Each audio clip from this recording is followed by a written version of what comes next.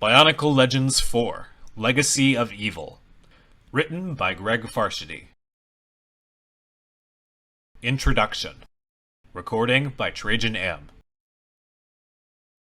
Zaktan, leader of the Piraka, paused on the top step of the stone staircase. If the information he had been given was correct, there were a total of 777 of these steps, all leading down to a vast chamber. Inside that chamber was the fabled Mask of Life, an artifact so powerful even the mighty Brotherhood of Makuta had never dared try to seize it for themselves. Of course, if all it took to get it was walking down a staircase, any Matoran villager could have gotten his hands on it years ago. No, the stairs were guarded. The chamber was guarded, and no doubt the mask was guarded as well. Is there anything in this miserable universe that isn't guarded? Zaktan wondered. Despite the dangers, the Piraka would make the journey and do their best to obtain the mask, through fair means or foul. It was what they did, after all. Toa performs senseless acts of heroism that benefit them not in the slightest, Zaktan said to himself. Matoran labor ceaselessly until they drop dead, with an idiotic smile of satisfaction on their lips. And Piraka steal things other beings want. It was a good existence, if a dangerous one. There were plenty of opportunities to increase one's personal wealth while engaging in random acts of destruction. And never underestimate the fun of exploiting lesser species, sparking environmental disasters, or ending the existence of the occasional Toa. All in the name of profit. Not that everything was cracked Kanohi and William Matoran, he had to admit that. The Piraka had once been members of the secretive and extremely vicious organization known as the Dark Hunters.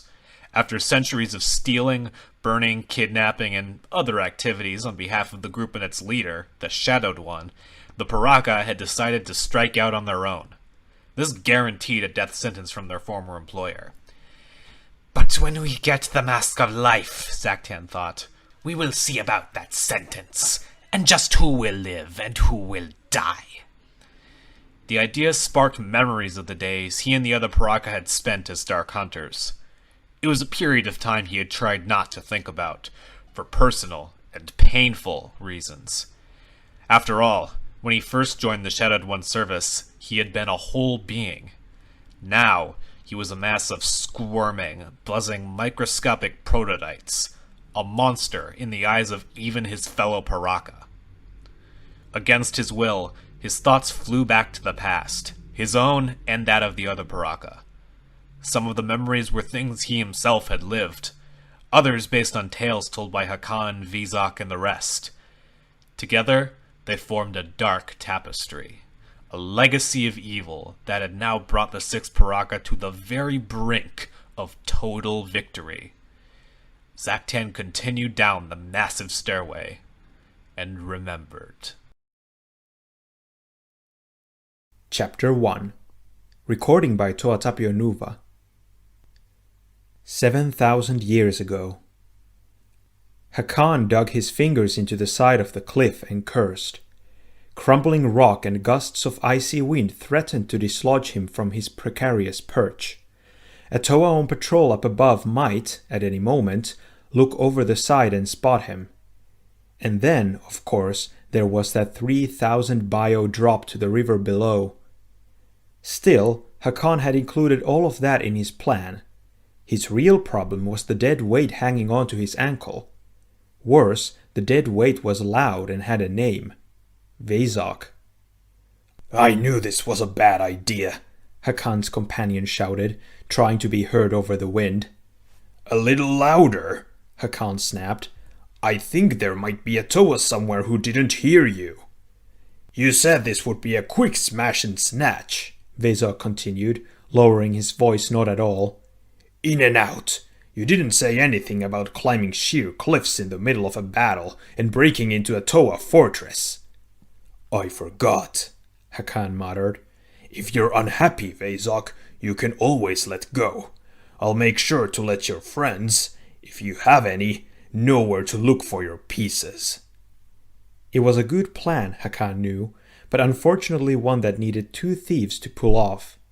The Toa who had built a base on this barren, wind-swept rock had neglected to inspect the icebergs that surrounded it.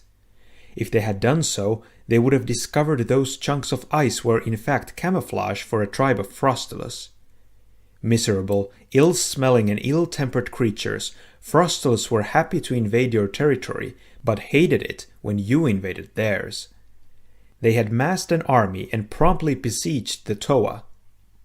The Matoran trader who passed this information on to Hakan also said that the Toa planned to smuggle their treasure off the island within a few nights. Since the only exit not blocked by Frostulus was down the cliffside, Hakan reasoned the treasure had to be something light and easily carried. He decided to save the Toa a trip by stealing it before they could sneak it off. True, stealing from Toa was only slightly less hazardous than playing blindfolded tag with a catapult scorpion. But with a partner to draw their attention, Hakan was certain he could break in and out before either the Toa or the Frostulus could interfere. His first mistake had been trusting the Matoran to meet them at the base of the cliff with climbing gear. His second had been hiring Vezok. "If we get caught, don't worry about getting put in a cage," Vezok growled. "You won't live long enough for that." Hakan ignored the threat. He was timing the Toa patrolling the ledge.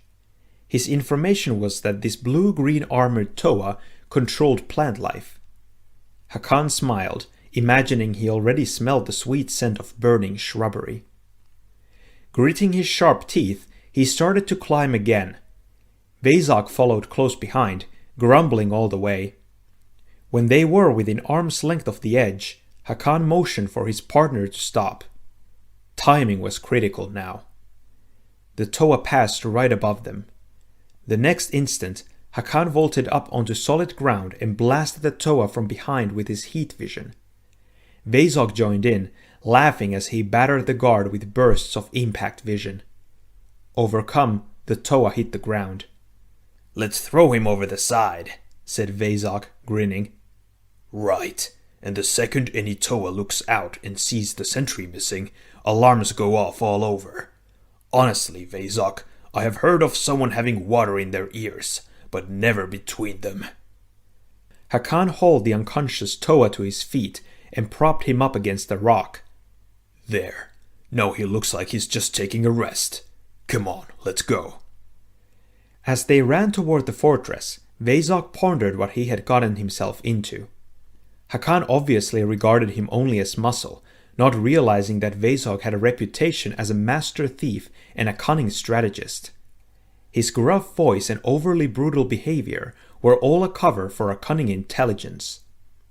His sharp mind told him only one of them was going to make it off this island alive, and Hakan might be surprised to learn which it would be. 2 Toa guarded the rear entrance to the fortress. One carried a mace and one a flail. Both looked like they could use a bandit or two to break in half, just to relieve the monotony of guard duty. "Distract them," said Hakan. "You distract them," Vezok replied. "You're the one in the red armor. They'll see you coming a kio away anyway." Hakan struggled to control his temper. "Look, how hard does this have to be? Stumble forward, pretend you're hurt, and when they desert their post, I will break in." "I have a better idea," said Vezok. "Why bother pretending?" With that, he slammed into Hakan's back, sending the thief flying headlong into the dirt near where the Toa stood. Both reacted immediately, charging toward the intruder with weapons ready. Hakan's only response was a groan of pain. Vezok took advantage of the opening to rush the door. It was stone and padlocked, but that didn't present a problem. One quick wrench and the lock was snapped. Vezok slipped in and closed the door quietly behind him. Thanks to Hakan's briefing him on the plan, he knew exactly where to look for the treasure. That had been Hakan's third mistake. He swiftly made his way through the corridors and up the staircase leading to the tower. More than once, he had to hide in a shadowed doorway to avoid Toa. But having once invaded a cave network filled with thousand-eyed Rahi undetected, this was Matoran's play for him. A ball of molten lava shot past the tower window. Vezok smiled. Hakan was resisting, just as he had hoped, and drawing more Toa from the base. As long as their attention was focused on their captive, getting away again would be simple. When he finally broke into the tower room, he was surprised to find it practically bare. The only furniture was a table, upon which rested a stone tablet. Carved into the tablet were the words Makoki Stone. Vezok frowned. This certainly did not look like a treasure. Then again, if he recalled correctly, Makoki was the Matoran word for key. Is this a key then? He wondered. A key to what? Some other vault of treasure? Some secret place? Or was Hakan's information all wrong, and this whole thing is just some joke? Angered, Vezok started to knock the stone from the table. Then his keen eyes noticed something strange about it. Although its rough surface looked relatively clean, if one looked close enough, it was possible to see very faint, almost microscopically small scratches upon it. They seemed so random that even if someone spotted them, they would appear to be simply the result of normal wear. But Vezok was not just anyone. He had a thief's eye for items of true value. He knelt down and peered closely at the stone. No, those were not random scratches. Not at all, he realized. They were a form of writing. It resembled modern Matoran, but was just different enough as to be almost indecipherable. But he could make out enough of it to get a general idea of what was written on the Makoki stone. It was shocking even to him. This is a record of the Brotherhood of Makuta, he said to himself, keeping even his thoughts to a whisper. One of the most powerful and benevolent organizations in the universe. Entries on all their members, the locations of their fortresses, everything, all scratched on this stone. Vezok knew he should either take it and get going, or else flee empty-handed. But his mind was still trying to process what he had discovered. Why would Toa, self-proclaimed heroes and guardians of justice, be gathering information on another power for good? For what purpose? The truth slithered into his mind like a hungry serpent. The Toa don't trust the Brotherhood, he realized. At least, these Toa don't. They are gathering information against the possibility that someday the Brotherhood will betray them. This wasn't a treasure. This was an explosive. If the Brotherhood learned of its existence, the Toa would be suspect, or worse, disbanded. And if the Toa found out the stone was gone, they would hunt down the thief to the ends of the universe. Only a fool would risk disaster by stealing such a thing. A fool? Vezok thought, grabbing the stone. Or someone with dreams of being more than just a simple thief someday. Making his way out of the tower, Vezok smiled as he reflected on the name Makoki. This stone was a key indeed. In fact, he wouldn't be surprised if it did serve as a conventional key to open some lock somewhere. What better way to distract others from its true nature as a key to knowledge, possibly even a key to victory? He slipped back out the way he had entered. At first, Hakan was nowhere to be seen. Then he spotted a small group of Toa trying to restrain a struggling figure. Good luck, Hakan, Vezok thought. By the time you give in and start talking, I will be far away from here. As rapidly as he was able, Vezok began scaling the cliff. His boat was lashed to the rocks far below. Once he was safely away, there would be time to decide how best to put this Makoki stone to use. Going somewhere? The voice came from behind him. Vezok looked over his shoulder, convinced some Toa must have spotted him. But the being he saw was no Toa. He was a powerful figure in blue and gold armor, who hovered in midair, arms folded, seeming as casual as if he chatted with other beings on cliffsides every day. Vezok knew he was at a disadvantage here. If he let go of the cliff to try and fight, he would plunge to his death. Still, he decided it was worth trying to bluff his way through. I like to rock climb, he sneered. It's good for my health. I know something that isn't, the figure responded, stealing from Toa. You're an expert on that, are you? Said Vezok. The figure smiled. I was rubbing Toa back when you were still stealing from Matoran fruit stands. Whatever you found up there, hand it over. I didn't find anything, Vezok lied. Toa don't have anything worth stealing. Let me ask that again, the figure responded, firing a Ratuka spinner from the launcher on his arm. When it struck, Vezok suddenly found it impossible to control his muscles. It seemed as if all his coordination had simply vanished. He lost his grip on the cliff and started to fall, only to be caught in mid-air by the armored figure. If I have to ask a third time, I'll get frustrated. When I get frustrated, I drop things. All right, Vezok snapped. A stone. I found a stone. It's maybe a key to a vault or something, I don't know. I figured I would hold on to it until I discovered what lock it fit. The figure smiled. That's better. So you successfully broke into a Toa tower and stole from them while setting up your partner to be caught? Impressive. I know of someone who might want to meet you, if you are interested in a little dishonest work, that is. Hanging over a violent sea, kept in the air only by his captor's grip, Vezok would have agreed to cleaning Kikanalo's stables by hand. Besides, if he stuck close to this newcomer, maybe he would have the opportunity to steal the stone back. Sure, Vezok answered, but I don't usually go traveling with strangers. What's your name? You can just call me Ancient, the figure said, gently lowering them both toward the waiting boat. And as for who I'm taking you to meet, he hasn't had a proper name in centuries. We know him as the Shadowed One. All but one of the Toa in the tower that day met his end at the claws of the Frostilus. The lone survivor, a relatively new and inexperienced master of fire named Likan, was ordered by his team leader to flee with the Makoki stone. But when Likan went to get the stone, it was gone. He would search for some years afterward for the tablet, despite the fact that he did not know the true significance of it. Nor did he ever learn just who it was that dared to steal from a Toa tower. Chapter 2. Narration by Tory.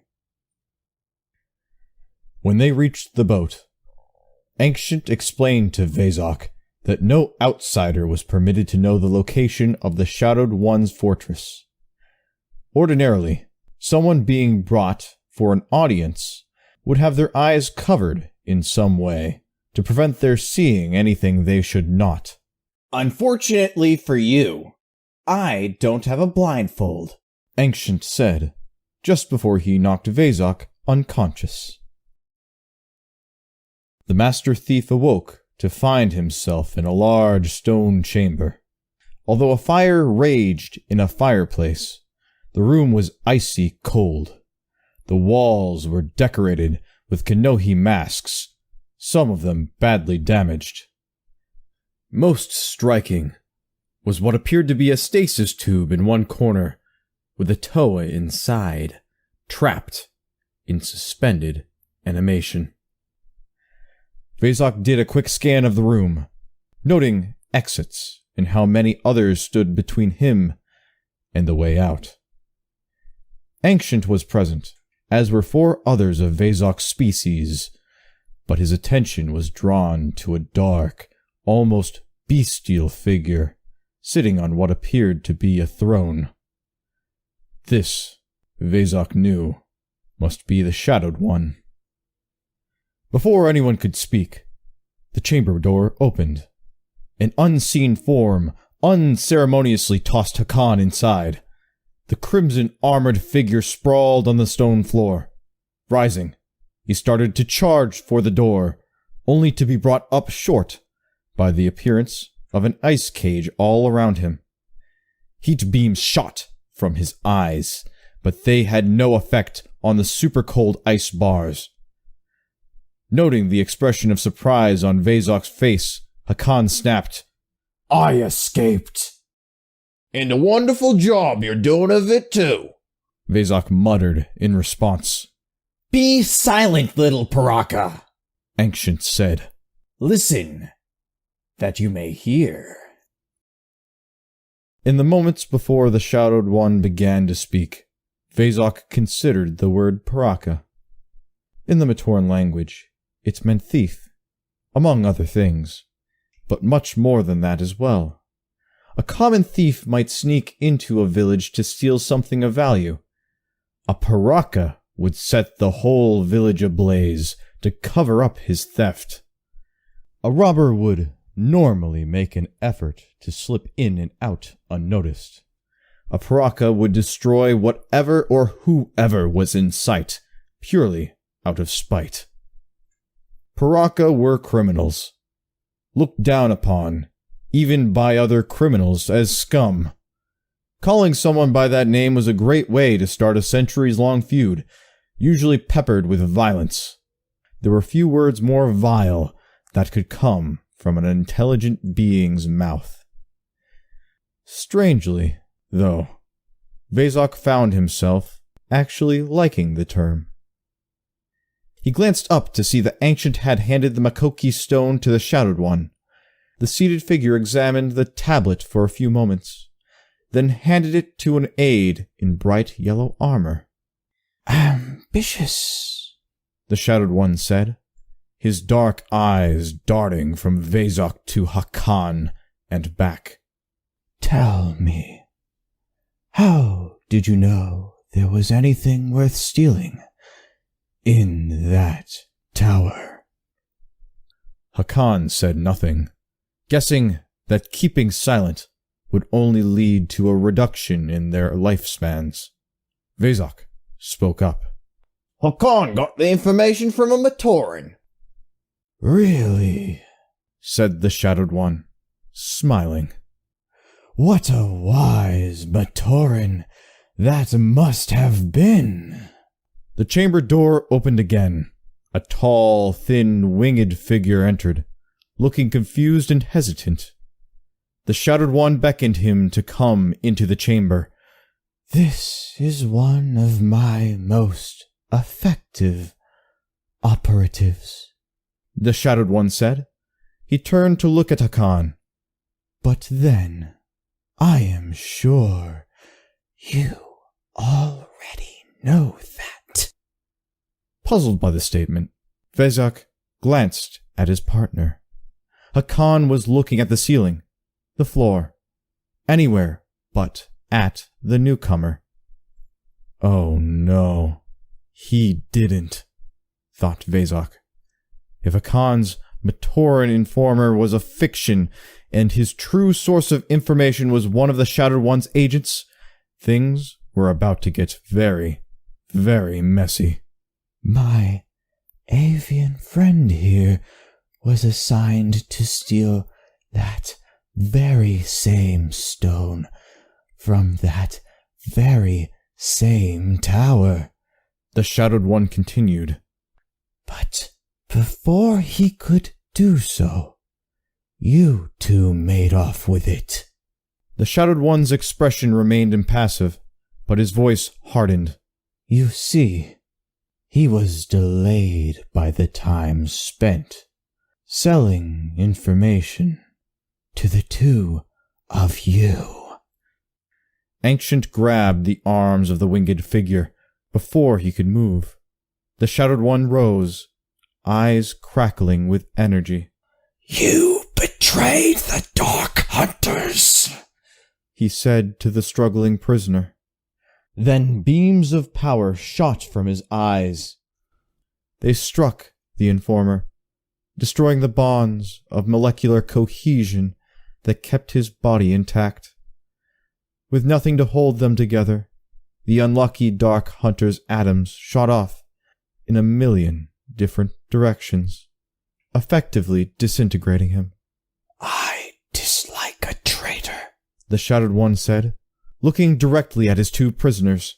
But I despise an incompetent one.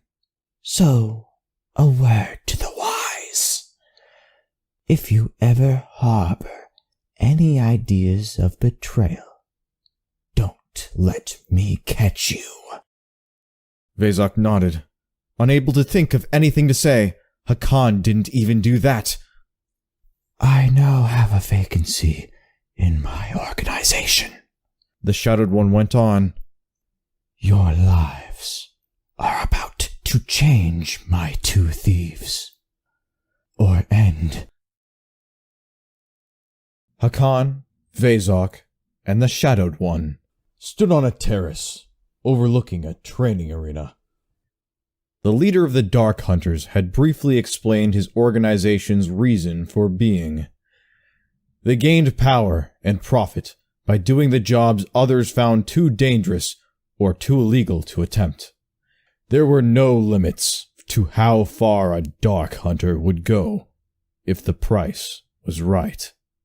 Picture, He said, beings with the power and the organization of the Toa, yet unfettered by their consciences or morality.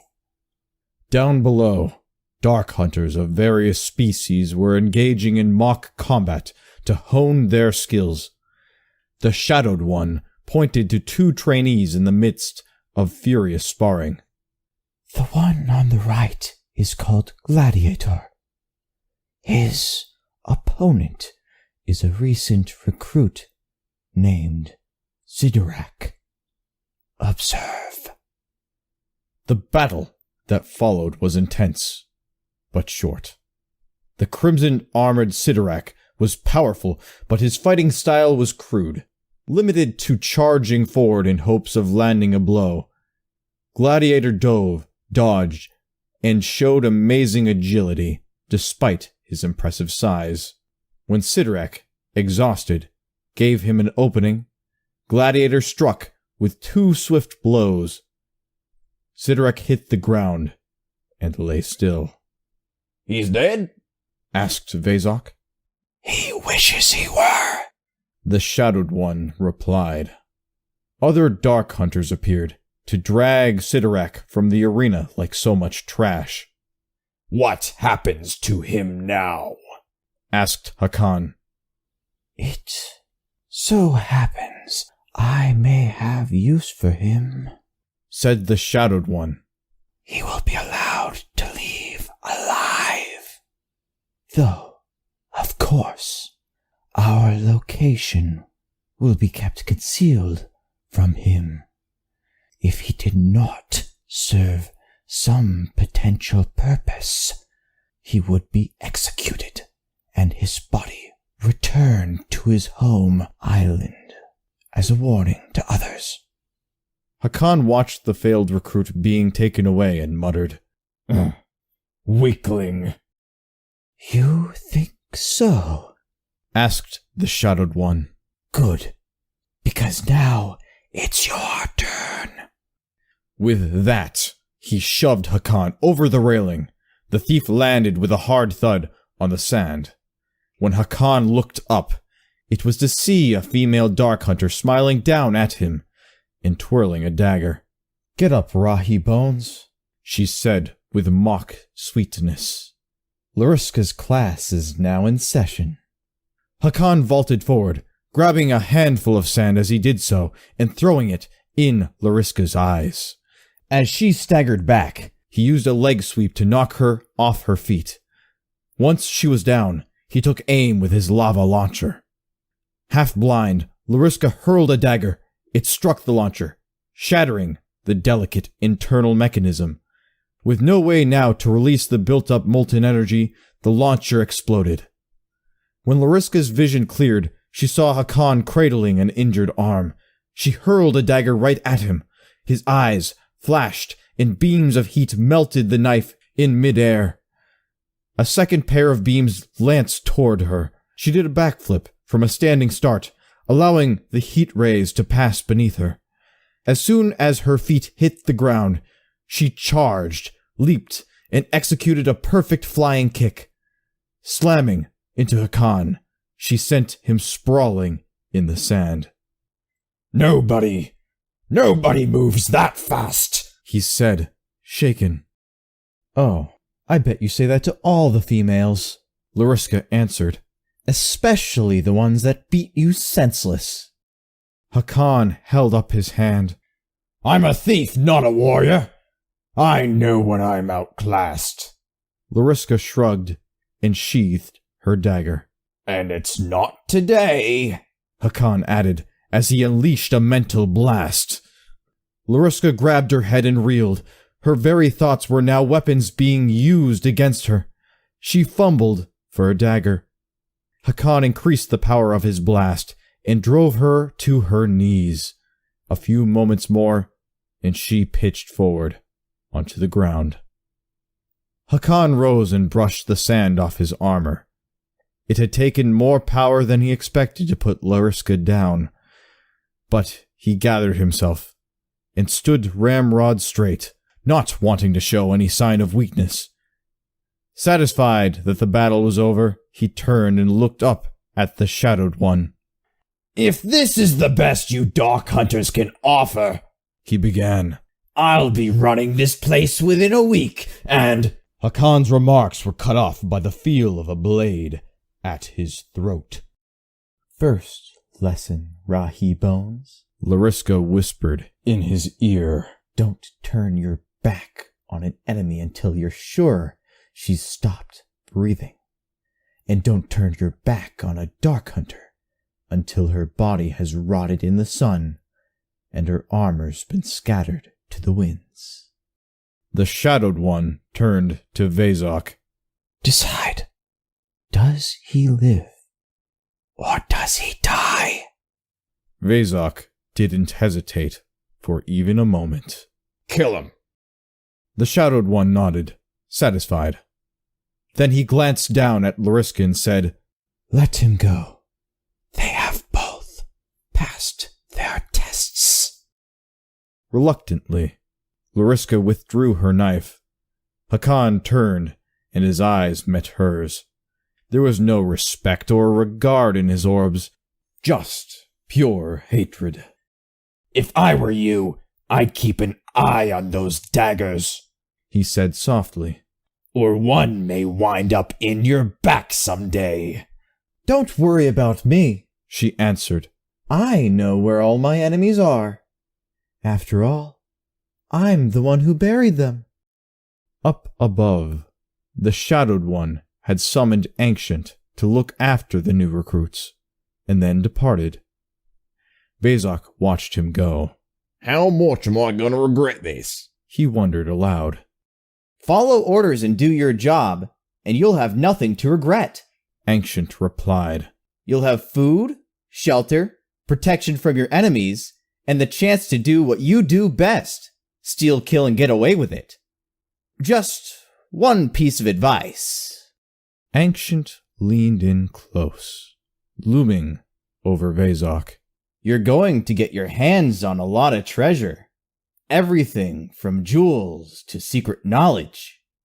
You'll be tempted to keep some of it and use it for yourself. Don't. The downfall of every Dark Hunter follows the same path, Vezok. First, they get greedy. Then they get dead. Hakan and Vezok spent their first night as Dark Hunters, sleeping in a rough barracks with a few dozen others. In the morning, they sought out the 4 other members of their species they had seen in the Shadowed One's chamber. The first they encountered was Rydak, a brutal sort, who was rumored to be a skilled tracker. It wasn't a talent he used often, preferring to simply destroy entire towns until he found the being he was searching for. The Dark Hunters had recruited him after he had done just that, in a fit of temper, to an entire island civilization. 2 others, Thok and Avak, had similar origins. Both had opposed the Dark Hunters in some way. Avak as a jailer, Thok as a thief who tried to steal from them. Both had talents the Dark Hunters could use, and so they were recruited instead of killed. Only the last, an emerald-armored being named Zaktan, proved reluctant to talk with the newcomers. He doesn't talk much, said Avak. But there are rumors. Some say he was a slave in a protodermis mine when the Shattered One found him. You'd think he would be grateful for being saved from a lot like that. But he's constantly being reminded that he used to be a slave, and could go back to being one in a hot flash, if the Shadowed One willed it. There are worse things than slavery, right? asked Vezok. You've obviously never been in a proto-mine, Rydak answered. I don't mean the kind Matoran work in. I mean real protodermis mines, where it's not just a job, it's a death sentence. Vezok eyed Zaktan carefully.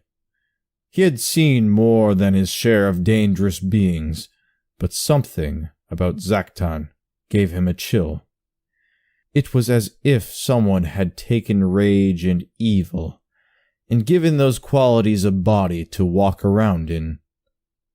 One day, he's going to do something beyond what we can imagine, Vezok thought.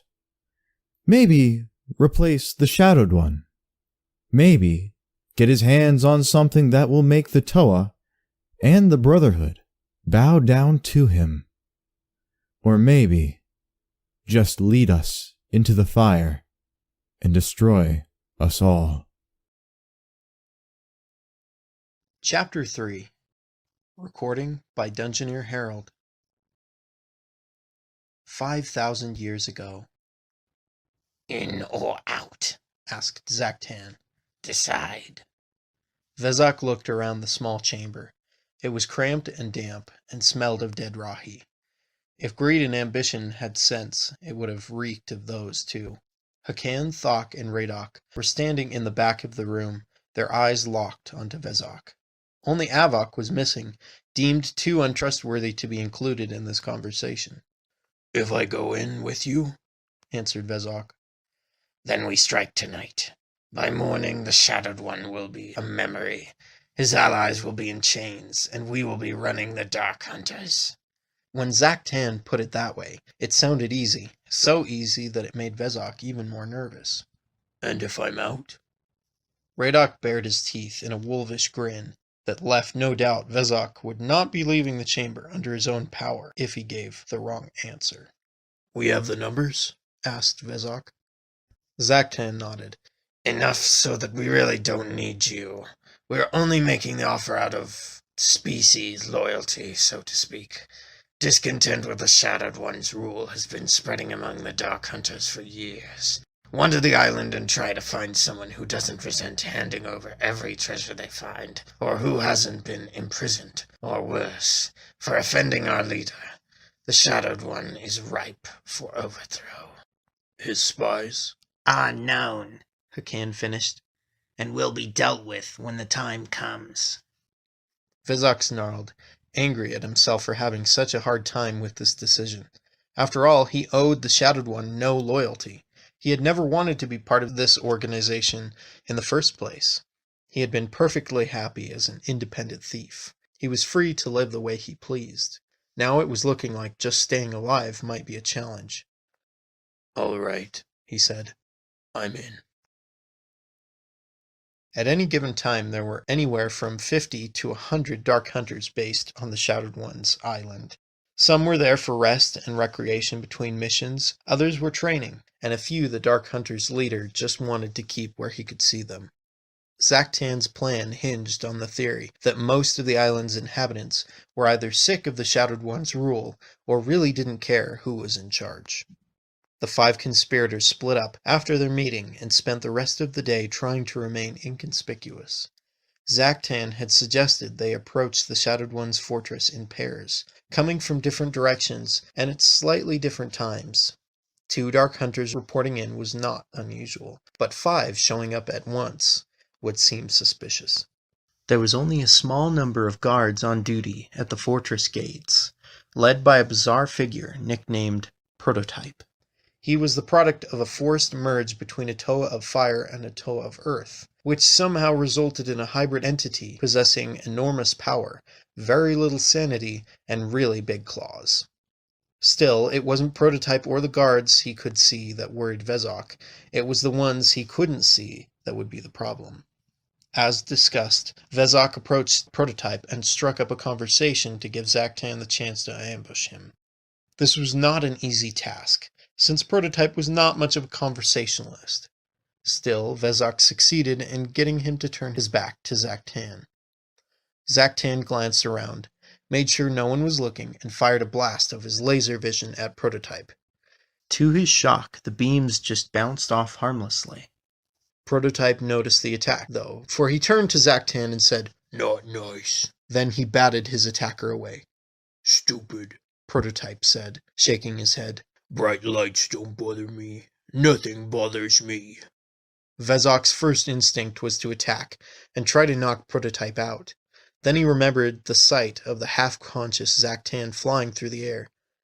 "You're right," Vezok said. "He is stupid. In fact, I think he's a traitor to the Dark Hunters."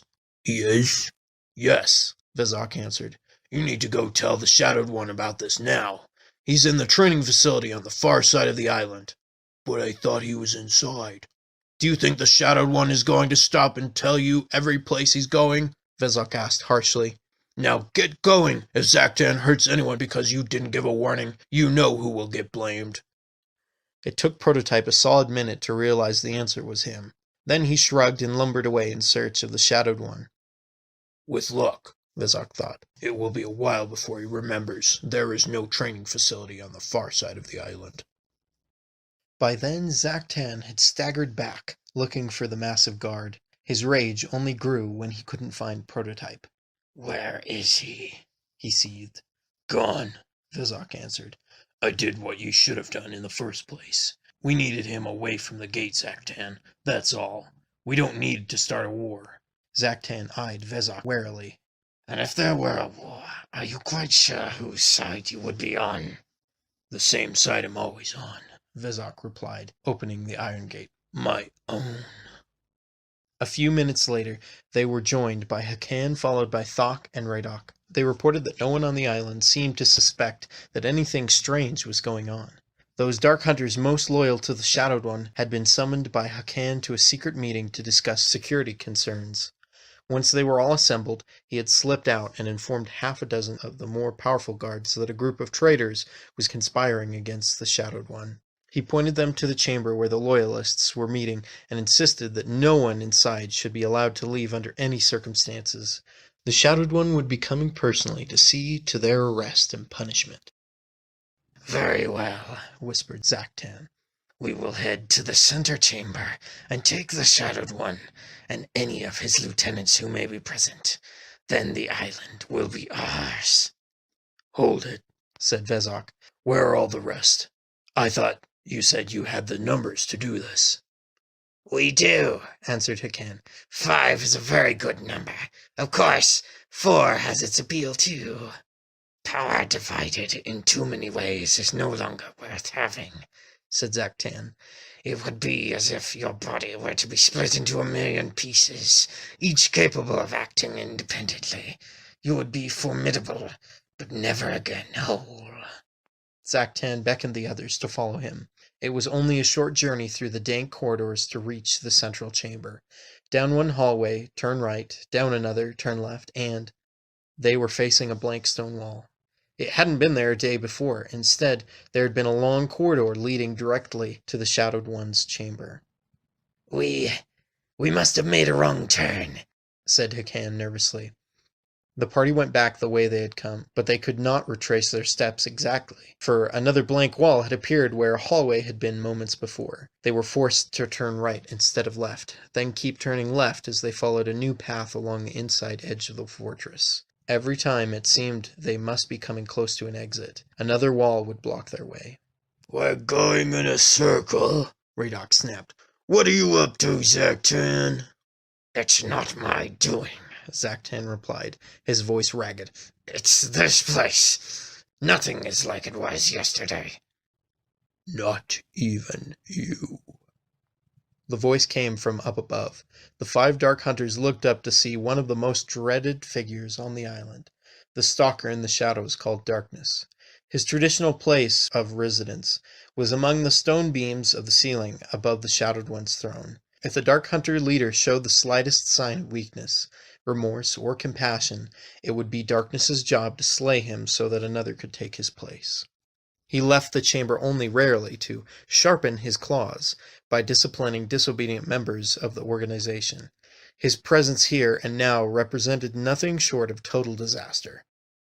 "Then the Shadowed One knows?" asked Zaktan.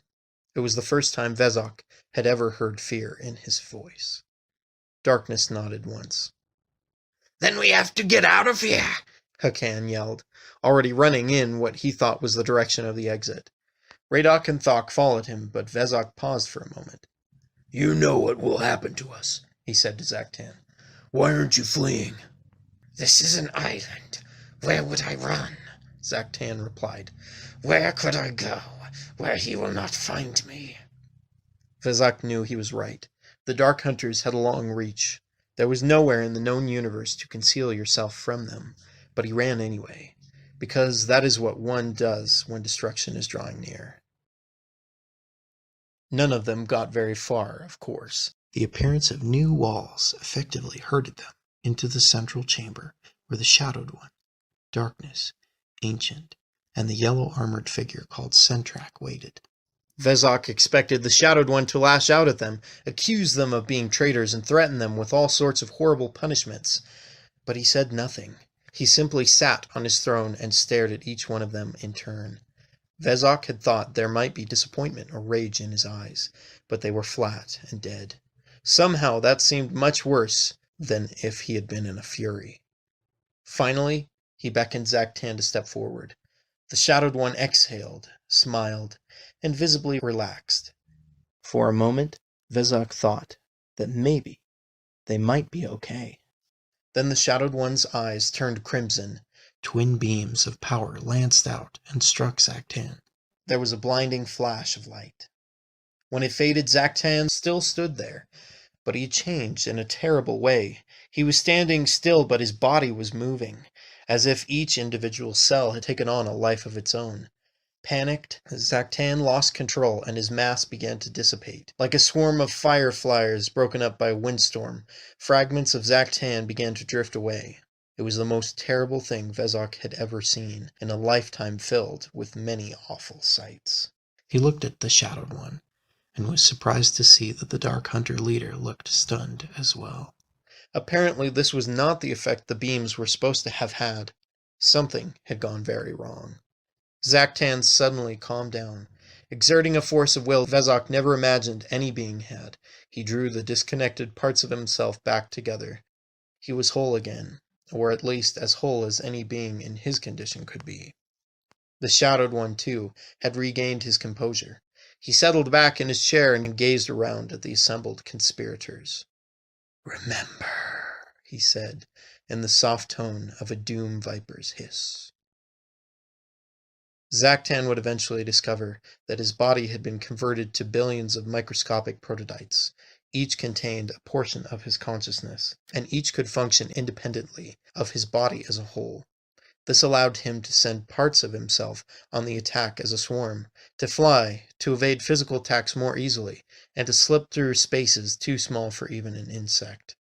He never spoke about what happened to him that night, nor did he ever allow anyone else to speak of it. He learned to adapt to his new condition and harness the powers it gave him. Eventually, he became 100 times more effective as a Dark Hunter than he had ever been before. And he never, not even for a moment, stopped hating the Shadowed One. Chapter 4. Recording by Packy Nuva. 4,000 years ago. "Everyone who thinks this is a bad idea," grumbled Radak, "scream at the top of your lungs." "Shut up and steer," said Vezok. "Do you want all of Metru Nui to hear us coming?" The two Dark Hunters, along with a third, Avac, were in a small skiff sailing through the sea gate toward the island city of Metru Nui. It was a risky trip. Turaga Duma, the city's leader, had forbidden Dark Hunters to enter the area years before. His stated reasons were that they brought lawlessness and violence with them, but the truth was that he knew the Shadowed One had his eyes on Metru Nui. He was not going to allow them to get a foothold on the island and then attempt to overthrow him. His problem was enforcing this law. Metru Nui had no Toa. It was one of the safest places in the universe because everyone knew how vital the city was to the well-being of so many other lands. The goods it traded were desperately needed elsewhere, and the energy produced by the power plants was so great it could be funneled to other cities at no cost to Metru Nui. Destroying the island and its inhabitants would be an act of madness. Therefore there had never been a need for the Toa to maintain a presence in the city. However, no one had considered the possibility of attempting to conquer the city. Until now. "Are we there yet?" asked Avac. He was in the center of the boat, rowing lazily. Every now and again he would amuse himself by mentally creating a prison around some seabird and watching it flutter about, trying to escape. "If our information is right, the sea cave should be just below," Vezok replied. He looked around at where their journey had brought them. Metru Nui was surrounded by a huge silver sea, bounded on all four sides by massive rock walls. Portals were carved in some of these walls to allow for boats to pass through on their way to and from the city. Radak peered over the side of the boat at the silvery water. Large aquatic rahi could dimly be seen swimming far below. Somehow, he doubted they were all vegetarians. "So who's going down there?" he asked. "I thought we all would," Vezok answered. "It may take 3 of us to—" "Someone has to guard the boat and I volunteer," Avac broke in, talking so fast one word blurred into the next. "I volunteer to guard Avac guarding the boat, and make sure he doesn't leave without us," Radak offered. Vezok frowned. "You heard the Shadowed One. You know what's supposed to be down there. If I go down alone, I'll end up a light snack. So who's going to help me?" Avac looked at Radak and said, "I'll flip you for it." When Radak nodded agreement, Avac lunged forward, grabbed him, and flipped him over the side of the boat and into the water. "Looks like I win." Radak's response was a string of curses that could have seared the scales off a stone serpent. Vezok chuckled and plunged into the water as well. "Stay with the boat," he said to Avac. Then he added, "And the boat stays here." Vezok and Radak dove beneath the surface. The water was icy cold, worse than the snow-capped peaks of the Dark Hunter Island. Their armor made it difficult to maneuver underwater, but if they had to rely on their agility, they were doomed anyway. Strength would be the difference down here. Radak's eyes flared red. His infrared vision pierced the dark water, but revealed only the heat of passing rahi fish.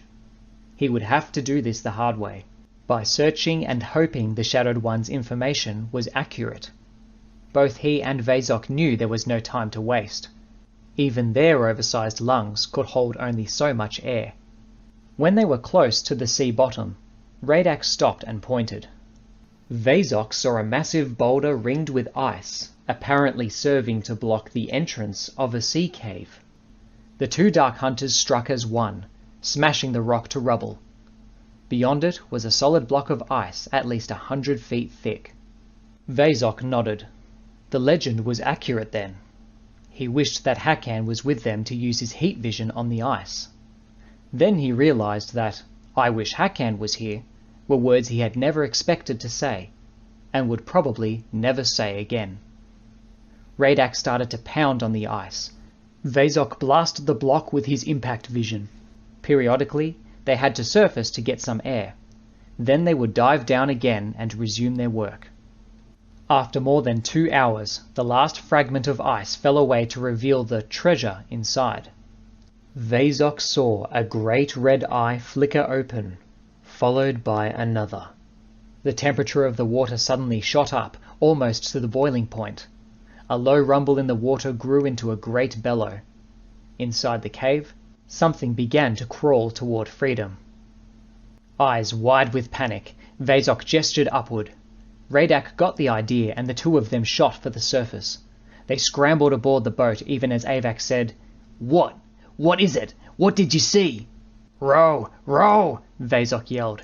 "Get us out of here!" Avac complied, but not before he turned to see if he could spot the source of their disturbance. Something was moving underwater, getting closer, closing in fast. Suddenly it burst up from below, capsizing the boat and sending all 3 dark hunters into the water. Then it dove beneath the waves again.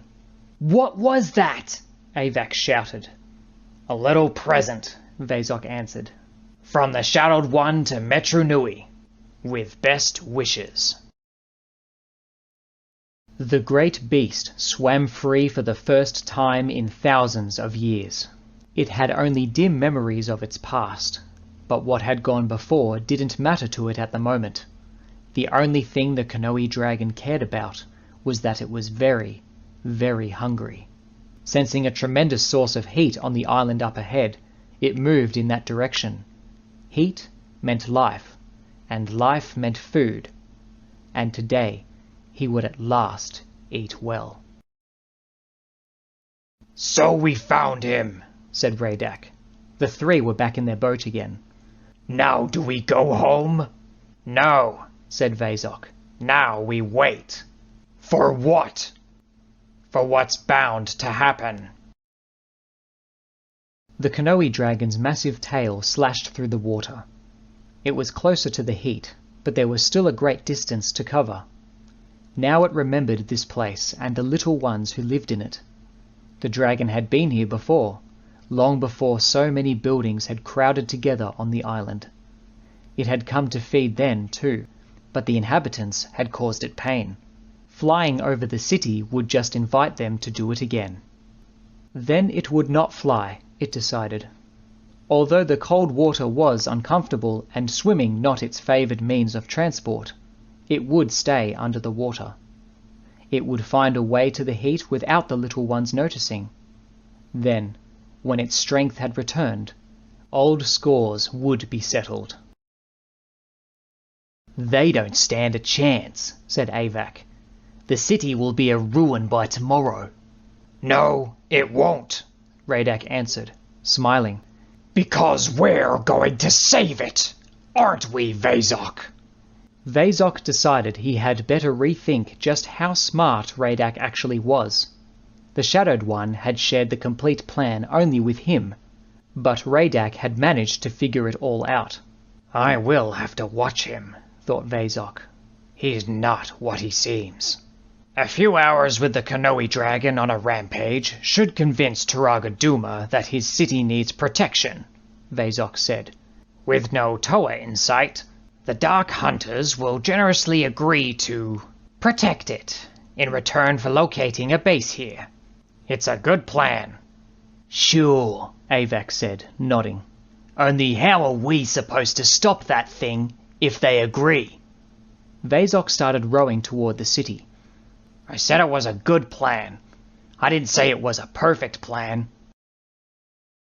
The Kanoe dragon smashed through an intricate series of sub-oceanic chutes. Then it battered its way through the thick walls of the Metru Nui archives. Matoran scrambled down to investigate the source of the terrible crash and flooding. As soon as they saw the monstrous Rahi that had broken in, they scrambled back up again as fast as their legs could carry them. The dragon didn't care anything about them. Not yet. Its goal was the source of heat, which was still some distance away. Rather than go above ground, it made its way through the lowest levels of the archives. A daring Onumatoran archivist named Mavra took a chance and followed. The creature's path was littered with smashed cylinders, crushed artifacts, and sundered walls. More than a few living exhibits had been freed, forcing Mavra to move with caution in case any of them were hungry. It rapidly became clear that the monster was not moving at random, but rather in a straight line toward Metru. Mavra would have pursued the dragon all the way to the Great Furnace if his friend Wenua had not caught up to him and made him stop. He was followed closely by the chief archivist, whose mask concealed the grief he felt at the sight of such destruction. Turagaduma has called out the Vaki, Wenua said, referring to the mechanized security forces of Metru Nui. But I'm not sure even they can handle this. It's amazing, Mavra whispered in awe. I've never seen a Rahi like it. Why is it here? What does it want? There's so much we could learn. You can study its corpse, the chief archivist snapped. Now come away from here. We must return to the upper levels. The three Matoran turned away, trying to ignore the sounds of battle already filling the archives. Vazok, Radak, and Avac landed the boat on a secluded part of the Limetru coastline. Vazok pointed to the squads of Vaki soaring toward Tarmetru. I guess they figured out something's wrong. Well, we'll wait until dark. Let them sweat a little. Avac was looking around for some way to amuse himself until nightfall, when he spotted a dozen Vaki heading in their direction. He was bracing for battle when they flew by overhead, travelling out over the ocean and away from the city. Now where are they going? He wondered. The Vaki proved to be no more than an annoyance for the Kanoe dragon. The heat generated by the now fully thawed creature melted most of the city's guardians. The rest fell to its claws and teeth. It moved unopposed to the area just below Tarmetru. Once it was beneath the source of greatest heat, it smashed its way through the ceiling. The dragon found itself in the heart of the great furnace. Matoran scattered in panic as it plunged into the flames. As darkness fell on Metru Nui, it was a city in fear. Fires had spread out of control in Tarmetru. The streets were littered with pieces of the mechanical Vaki. Matoran were gathering weapons and preparing to make a futile attack on the dragon. Turaga Duma sat in his chamber in the Colosseum, brooding on the fate of his city. A slight shift in the atmosphere of the room told him he was no longer alone. Having a bad day?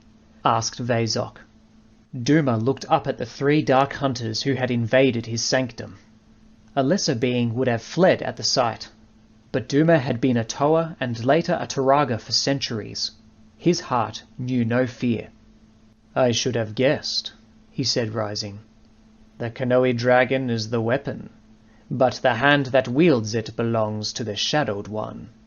It's a real shame what's happening out there, said Radak. It sure would be awful if the Kanoe dragon trashed Tarmetru. Would be even worse if something like this happened every week. It should be obvious the Vaki can't protect you, Vazok added. Work with us, and you won't have to worry about this sort of thing anymore. A cold silence descended on the room. Duma turned his back on the Dark Hunters, deep in thought. The seconds dragged by. Then the leader of Metru Nui spoke once more. Get out! You're making a mistake, Avac snarled. A big mistake. Duma ignored him and locked eyes with Vazok. I'll see this city reduced to rubble, with not even 2 bricks still together, before I'll let your kind take root here. Now you're not thinking about the best interests of your city, Vazok replied. He raised his harpoon weapon and aimed it at Duma. Maybe it's time Metru Nui had new leadership. Vazok triggered his weapon even as a bolt of flame flew into the room. Fire met harpoon halfway across the chamber and melted the projectile. The Dark Hunters turned to see 2 Toa, one emerald in colour, one red and gold, standing in the window. 9 other Toa hovered on Vaki in the night sky behind them. Toa Likan, exclaimed Duma. Toa Nidiki.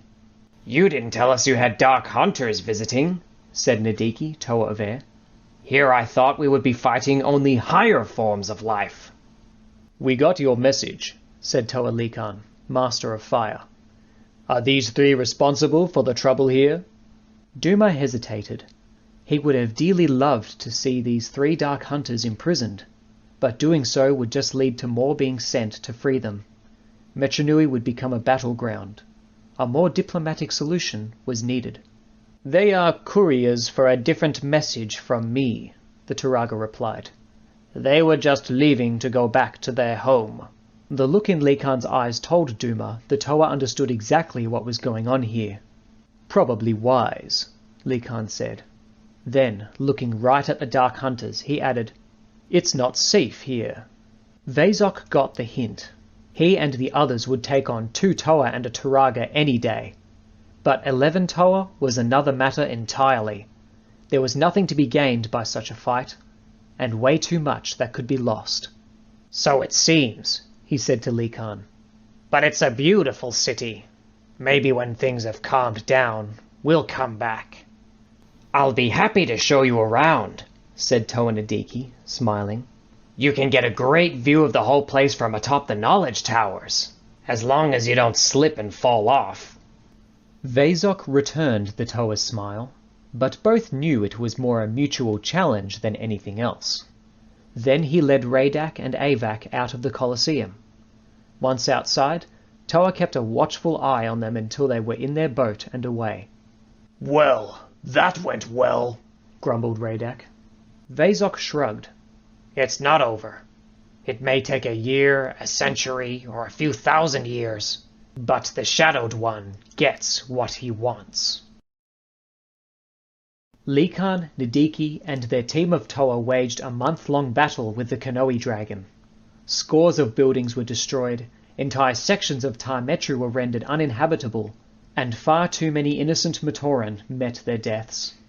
When the beast was finally defeated, thanks in no small part to the combined efforts of 4 Toa of Ice, it was not a victory that filled the Toa's hearts with pride, just relief.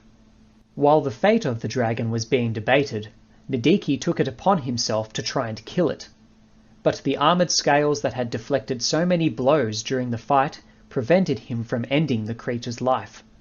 It was finally decided to transport the dragon to another island, whose rulers had agreed to give it refuge and keep it away from other lands. Likan and a half-dozen of his team agreed to man the barge carrying the dragon, while Nadiki and the rest stayed behind to secure the city. The Dark Hunters won't take no for an answer, Likan reminded Duma. They'll be back. So will we. It was a journey of many days to the Kanoe dragon's new home. Once there, the barge sailed up to a dock made of black, twisted metal. The look and feel of the island disturbed the Toa. Though parts seemed to be tropical and wild, much of the rest of it was covered with dull iron buildings that spewed foul smoke into the sky. One of the team insisted he had seen factory doors open and what looked like an array of war machines assembled inside. A tall, ebon being approached the Toa. Dark eyes darted from the heroes to the Kanoe dragon. A vicious mouth curved into a smile. "This will do," the figure hissed. "This will do very nicely. I am Toa Likan. We sailed from Metronui to bring this creature here, but I must ask you, are you sure you want such an evil, dangerous beast on your island?" "Evil is all relative, Toa of Fire," the smiling figure replied. "In your city this is a monster. On my island it is an ill-tempered pet. So the answer is yes. Speaking for my home, I, Rudaka, welcome the Kanoe dragon to our shores." Chapter 5. 3,000 years ago. Hakan crouched on a Gar-Metru rooftop. Lariska was next to him, toying with her blades as she always did. At first, Hakan had dismissed this as a nervous habit. Later, he realized her daggers were probably the only friends she truly trusted. It was another dark, cold, and dangerous night in Metronui.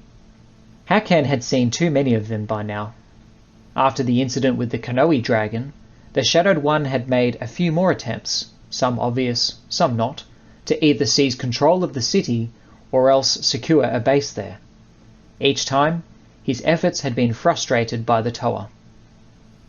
It came as no surprise that the Shadowed One had become obsessed with Metronui. When an attempt by Thok to kidnap Turaga Duma failed, the ruler of the Dark Hunters reached the end of his patience. He assembled a legion of his best operatives and ordered them to invade and capture Metronui. This struck many, including Hakan, as a very strange and highly risky idea. Dark Hunters lived in the shadows, struck quickly, and disappeared. They didn't form armies and invade cities.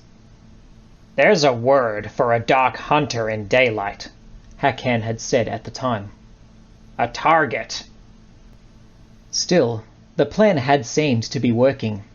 A couple of hundred Dark Hunters stormed Metru Nui in the dead of night, taking the Vaki and Likan's team of Toa completely by surprise. While the Matoran took cover, they seized control of most of the city.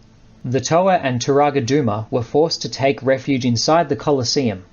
Victory seemed only days away. Then everything went wrong. The Toa of Water managed to slip through the Dark Hunter lines and swim the ocean. At the first island she came to, she dragged herself to the Turaga and begged for help for Metru Nui. The result was that close to 100 Toa descended on the city and turned what should have been a quick fight into a protracted siege. Toa and Dark Hunters clashed in metru-to-metru, street-to-street fighting that lasted months. By now, both sides were hurting badly. Work in the city had largely ground to a halt. Damage to the different metru was extensive. Meanwhile, with so many Dark Hunters tied down in Metru Nui, the flow of treasure coming into the vaults of the organization had slowed to a trickle. Both Duma and the Shadowed One knew some bold strike was needed to end this war before there was nothing left to fight over. Hakan's recollections were interrupted by the sight of a lone Toa on the streets below. It was a Toa of air, judging from the colour of his armour, and his mask and weapon matched Vezok's description of Toa Nediki. Hakan smiled. Here was a wonderful opportunity to not only take one more Toa out of the fight, but rob Vezok of a chance for revenge at the same time. He was about to spring when Lariska stopped him. "One more dead Toa does us no good," she said. "Let me handle this." "And grab more glory for yourself?" Hakan snarled. Lariska smiled in reply. "Let me put this another way. Stay out of my way while I handle this, or we'll pick up where we left off in the Shadowed One's arena."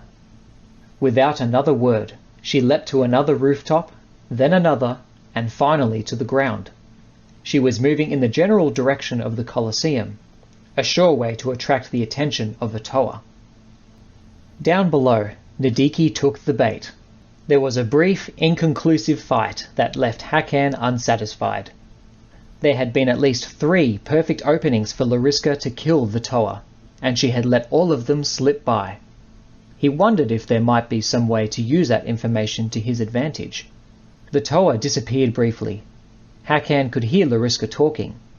Then Nediki was visible again, and he and Lariska were having a discussion. Hakan was too far away to hear what they were saying. He considered and rejected the idea of Lariska planning to defect to the Toa. "She'd look lousy in a mask, and she knows it," he thought. When Lariska returned, she had a look on her face like a Mawaka who had just eaten a gecko bird. "He's willing to deal. We have to get a message to the Shadowed One." "What if it's a trick?"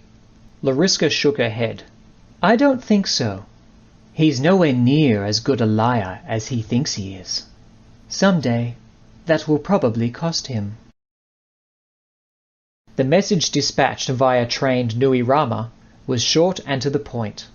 Toa Nediki would arrange for the capture of Turaga Duma, Toa Likan, and the rest of Metru Nui's defenders in exchange for rule over the city.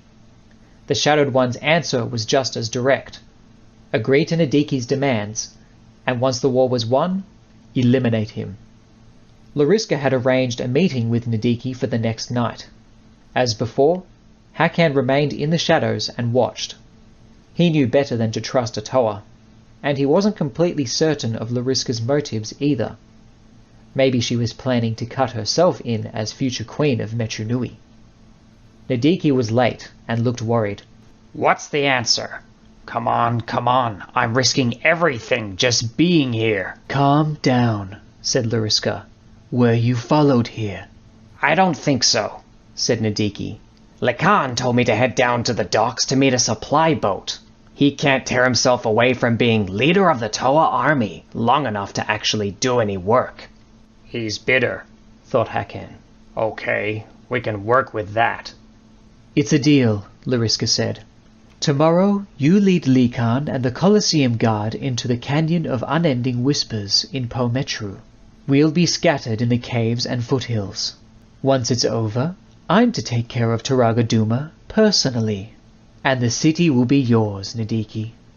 What do you plan to do with it? Hakan didn't hear Nadiki's answer. His attention was drawn to a brief gleam of red and gold from a nearby rooftop. It was Toalikan. He had followed Nadiki and heard everything. The Dark Hunter's mind raced. If he warned Lariska, the trap could be called off in plenty of time to save the Shadowed One's army. On the other hand, if he didn't, Lariska would be disgraced and the war would be over. The only flaw would be he would wind up a prisoner of the Toa. He needed to find a way to save his own metallic hide. Nadiki left. Lariska had not yet returned. Hakan climbed up to the roof and began following Toalikan. It didn't take long for the Toa to detect his presence. Likan whirled and hurled flames from his 2 fire greatswords. Hakan evaded and hit Likan with a mental blast. The Toa staggered, but recovered, slamming his 2 swords together to make a shield. He then tossed the shield with incredible accuracy, knocking Hakan's feet out from under him. The shield was on its way back to Likan when Hakan nailed it with his heat vision, sending it spiraling off course.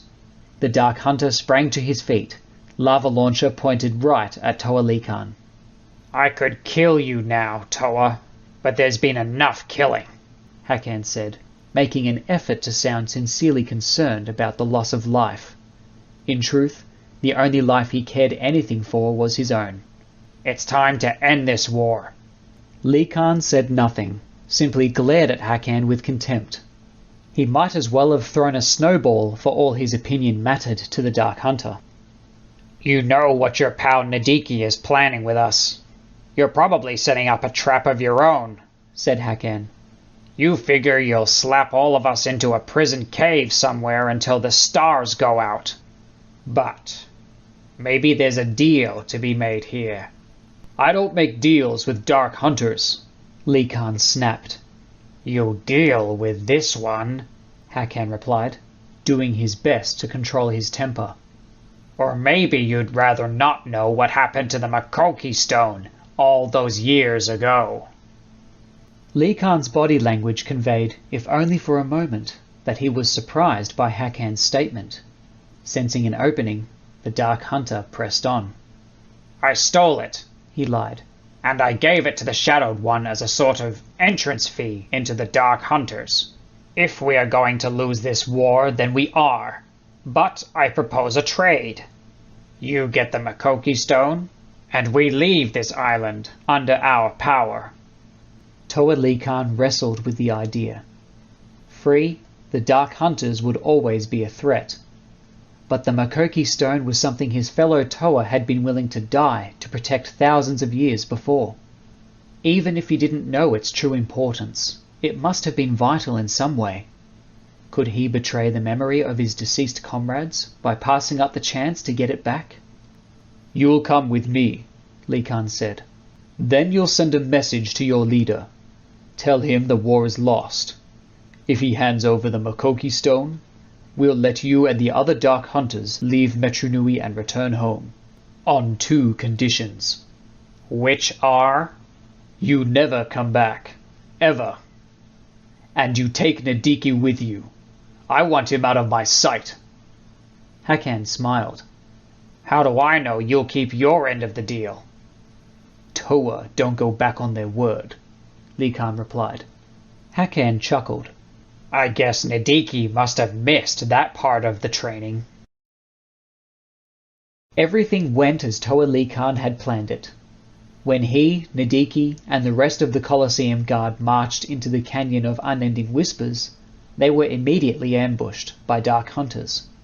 A moment later, the Dark Hunters found themselves surrounded by 300 Toa who had arrived in the city on the supply boats the night before.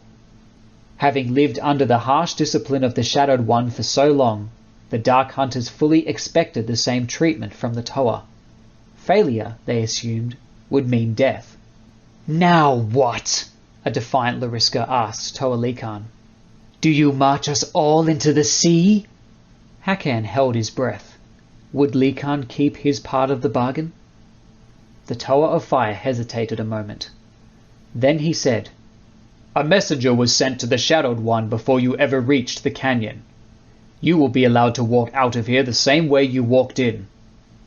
Likan went on to outline the same conditions he had related to Hakan. Nadiki was shocked to discover that he too was being banished from the city. Lariska looked disappointed. Death would have been preferable to the punishment the Shadowed One would dish out for her failure. The entire scene filled Hakan with glee. By the next morning, the Dark Hunters and Nadiki had been loaded into ships headed for the Shadowed One's island. Nadiki stood by himself at the rail, gazing at the city he was sure he would never see again. None of the Dark Hunters came anywhere near him. Watching the scene, Hakan could not help but remember the Shadowed One's words from so long ago. "I dislike a traitor, but I despise an incompetent one." The Shadowed One would keep his word, as much as he ever did. It would be 2,000 years before another Dark Hunter would set foot on Metru Nui, and one of the three who would make the return trip would be Nadiki. The ruler of the Dark Hunters was not, however, content to allow the Makoki stone to remain in Toa hands. 6 months after the Dark Hunter surrender on Metru Nui, he dispatched a team to the Toa base where the stone was being held. They successfully stole the tablet. The Shadowed One ordered it split into 6 pieces so he could earn 6 times the ransom for it. The Brotherhood of Makuta were the high bidders for the stones, despite the fact that they too had no idea of their true significance. The only other problem left over from the Toa Dark Hunter War was Nadiki himself. Despite Lariska's insistence that neither she nor the ex-Toa were responsible for the defeat, she was punished severely and Nadiki was shunned. The Shadowed One valued Nadiki's knowledge and experience, but could not bring himself to fully trust him. He knew also that Nadiki was scheming to escape the island in hopes of someday resuming his career as a Toa. The Shadowed One's solution to this situation was elegantly evil. He allowed Nadiki to get so close to freedom the ex-Toa could practically taste it. Then, at the last moment, he had a new recruit, Rudaka, use her powers to mutate Nadiki into an insectoid monster. Now so hideous that Matoran society would never accept him, he was doomed to remain a Dark Hunter for the rest of his days. And how about the rest of us? Hakan wondered, as he watched Nadiki react in horror to his new form. Are we all to stay Dark Hunters forever? Or will there be an opportunity someday to say goodbye to this wretched place? And have power the Shadowed One never even dreamed of? It was an idea well worth thinking about, he decided. Chapter 6. Recording by Trajan Ehm. 250 years ago. Radak was a happy Dark Hunter. He had been posted to the south wall of a Dark Hunter fortress for the last day and a half. His orders were simple. Anyone or anything that tried to get over the wall was to be crushed, stomped, flattened, and otherwise discouraged from trying it again. So far, he had gotten to practice his favorite hobby, destruction, on a squad of Rakshi, 1 suit of Exotoa armor running on automatic, and a dozen Rahi wearing infected Kanohi masks that controlled their actions. The forces of the Brotherhood of Makuta were sure to mount another attack soon, which was fine with him. Radak hoped this joy would never end. Relations between the Brotherhood and the Dark Hunters had been souring for some time. It had been Dark Hunters who were on guard when 6 Toa, the Toa Haga, succeeded in stealing both the Makoki stones and the Kanohi Mask of Light from the Brotherhood. Although the Dark Hunters on duty had fought hard and well, they were still blamed for allowing the thefts to happen. The Brotherhood had insisted on the execution of the guards involved, but the Shadowed One had refused. The matter ended there. Or seemed to, anyway. 3 centuries later, the Makuta of Metru Nui hired 3 Dark Hunters, Nidiki, a dumb brute named Kreka, and a third, codenamed Eliminator, to aid him in a takeover of Metru Nui. The effort failed. In a desperate bid to restore lost energies quickly, Makuta absorbed both Nidiki and Kreka into his own substance, killing them. Eliminator knew nothing of this, and neither did any other Dark Hunter. All they knew was that Nidiki and Kreka never returned from their mission. A short time later, the discovery of the Kanohi Vahi, the Mask of Time, had drawn both the Shadowed One and the Makuta of Metru Nui to that city. They came into conflict over possession of the mask. The revelation that Makuta had slain 2 Dark Hunters turned the argument into a battle. Although severely wounded, Makuta managed to defeat the leader of the Dark Hunters. The prize eluded them both, however, thanks to the quick thinking of a Toa of Fire named Vakama. Still, the damage had been done. The Shadowed One vowed revenge and declared war on the Brotherhood of Makuta. To most members of the organization, this seemed like declaring war on the sun or the sea. The power wielded by the Brotherhood was unimaginable. The accepted wisdom was that the Dark Hunters would be crushed within a matter of weeks. That had not proved to be the case. The Brotherhood had their hands full dealing with the after effects of a bioquake that had rocked the universe. Metru Nui was in ruins.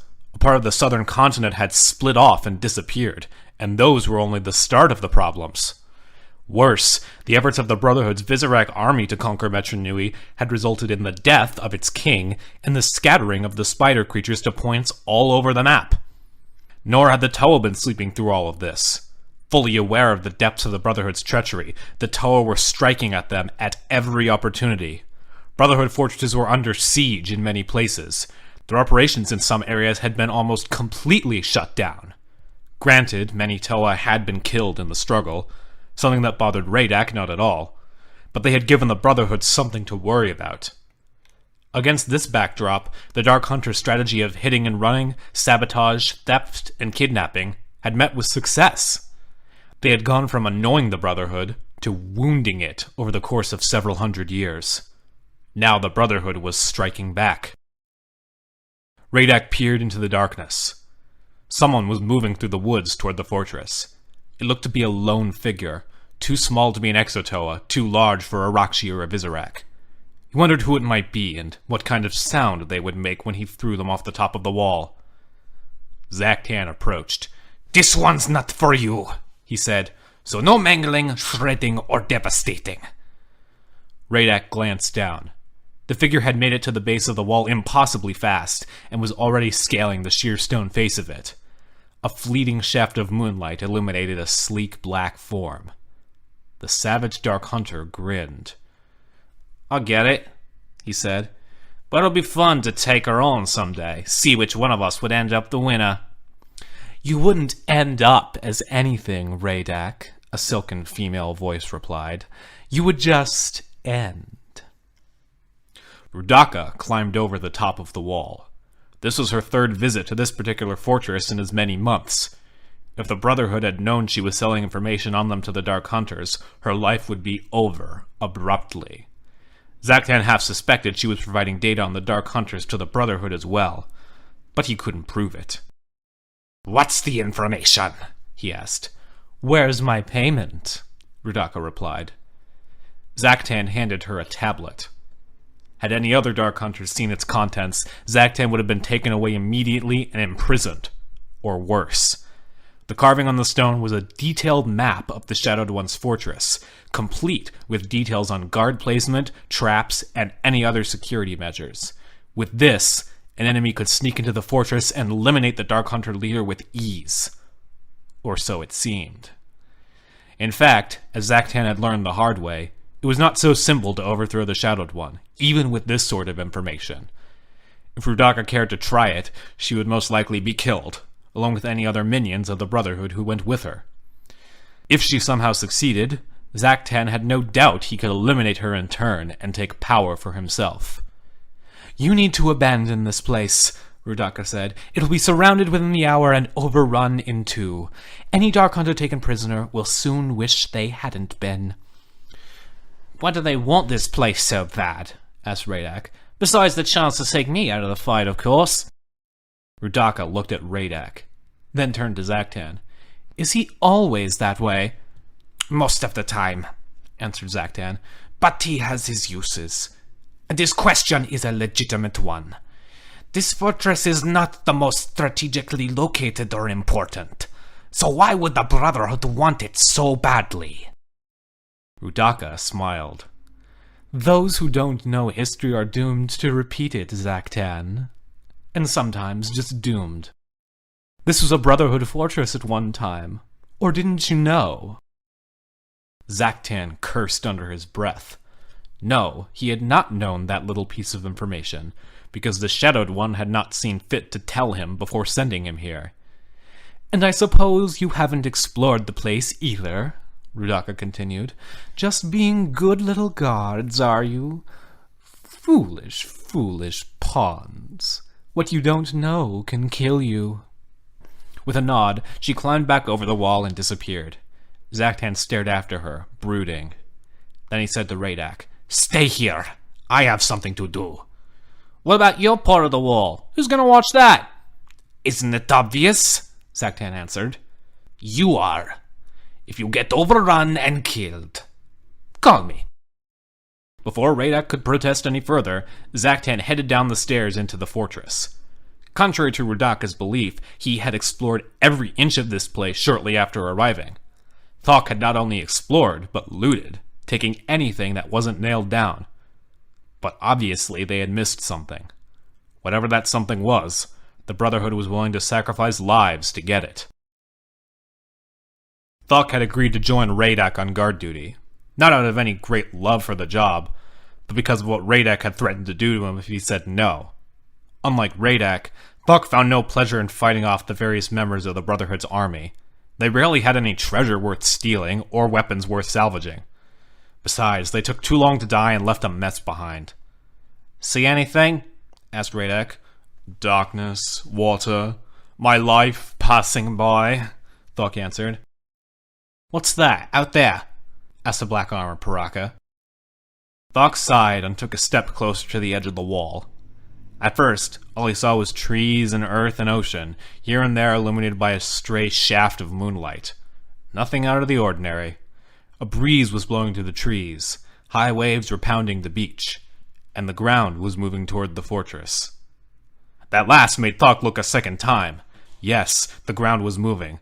No, it wasn't. It was something moving along the ground. A lot of somethings. They were shrouded in mist, but their harsh chittering sounds of anticipation gave their presence away. Vizorak! Dark Hunters flooded to the walls to defend the fortress, but the scene quickly devolved into chaos. Vizorak Unarak used their power of mimicry to shout out contradictory orders in the voices of Zaktan, Ancient, and even the Shadowed One. Vodorak made berserker charges at the base of the walls, trying to punch holes in the stone. Bogorak scaled the walls, launching their spinners and turning defenders to dust. For their part, the Dark Hunters were mounting as strong a defense as they could. Radak tore stones from the walls and hurled them down at the Sukarak. Thok silenced Unarak with his ice weapons, then tossed stones and shattered the frozen Vizorak into thousands of pieces. Other Dark Hunters used spears, poles, and whatever else was handy to try and beat back the attackers. Much more of this and we'll have a problem, Thok shouted. Why, because they'll take the fortress? Said Radak. No, they'll cut off our escape route, said the white-armored Piraka. Maybe you want to die a glorious death defending this pile of rock, but I don't. Let the rest of these losers go down as heroes in the annals of the Dark Hunters. I'll take breathing over that any time. What about Zaktan? Thok smacked a Vizorak as it edged over the wall, then grabbed the forelegs of another and hurled it into space. What about him? He answered. Zaktan could hear the sounds of battle from up above, but he was not about to yet let another Brotherhood attack distract him from his goal. If there was something of value to be found in this place, he would find it. He had gone straight to the basement. It was the most likely access point for a hidden chamber, since all of the space on the upper floors was accounted for.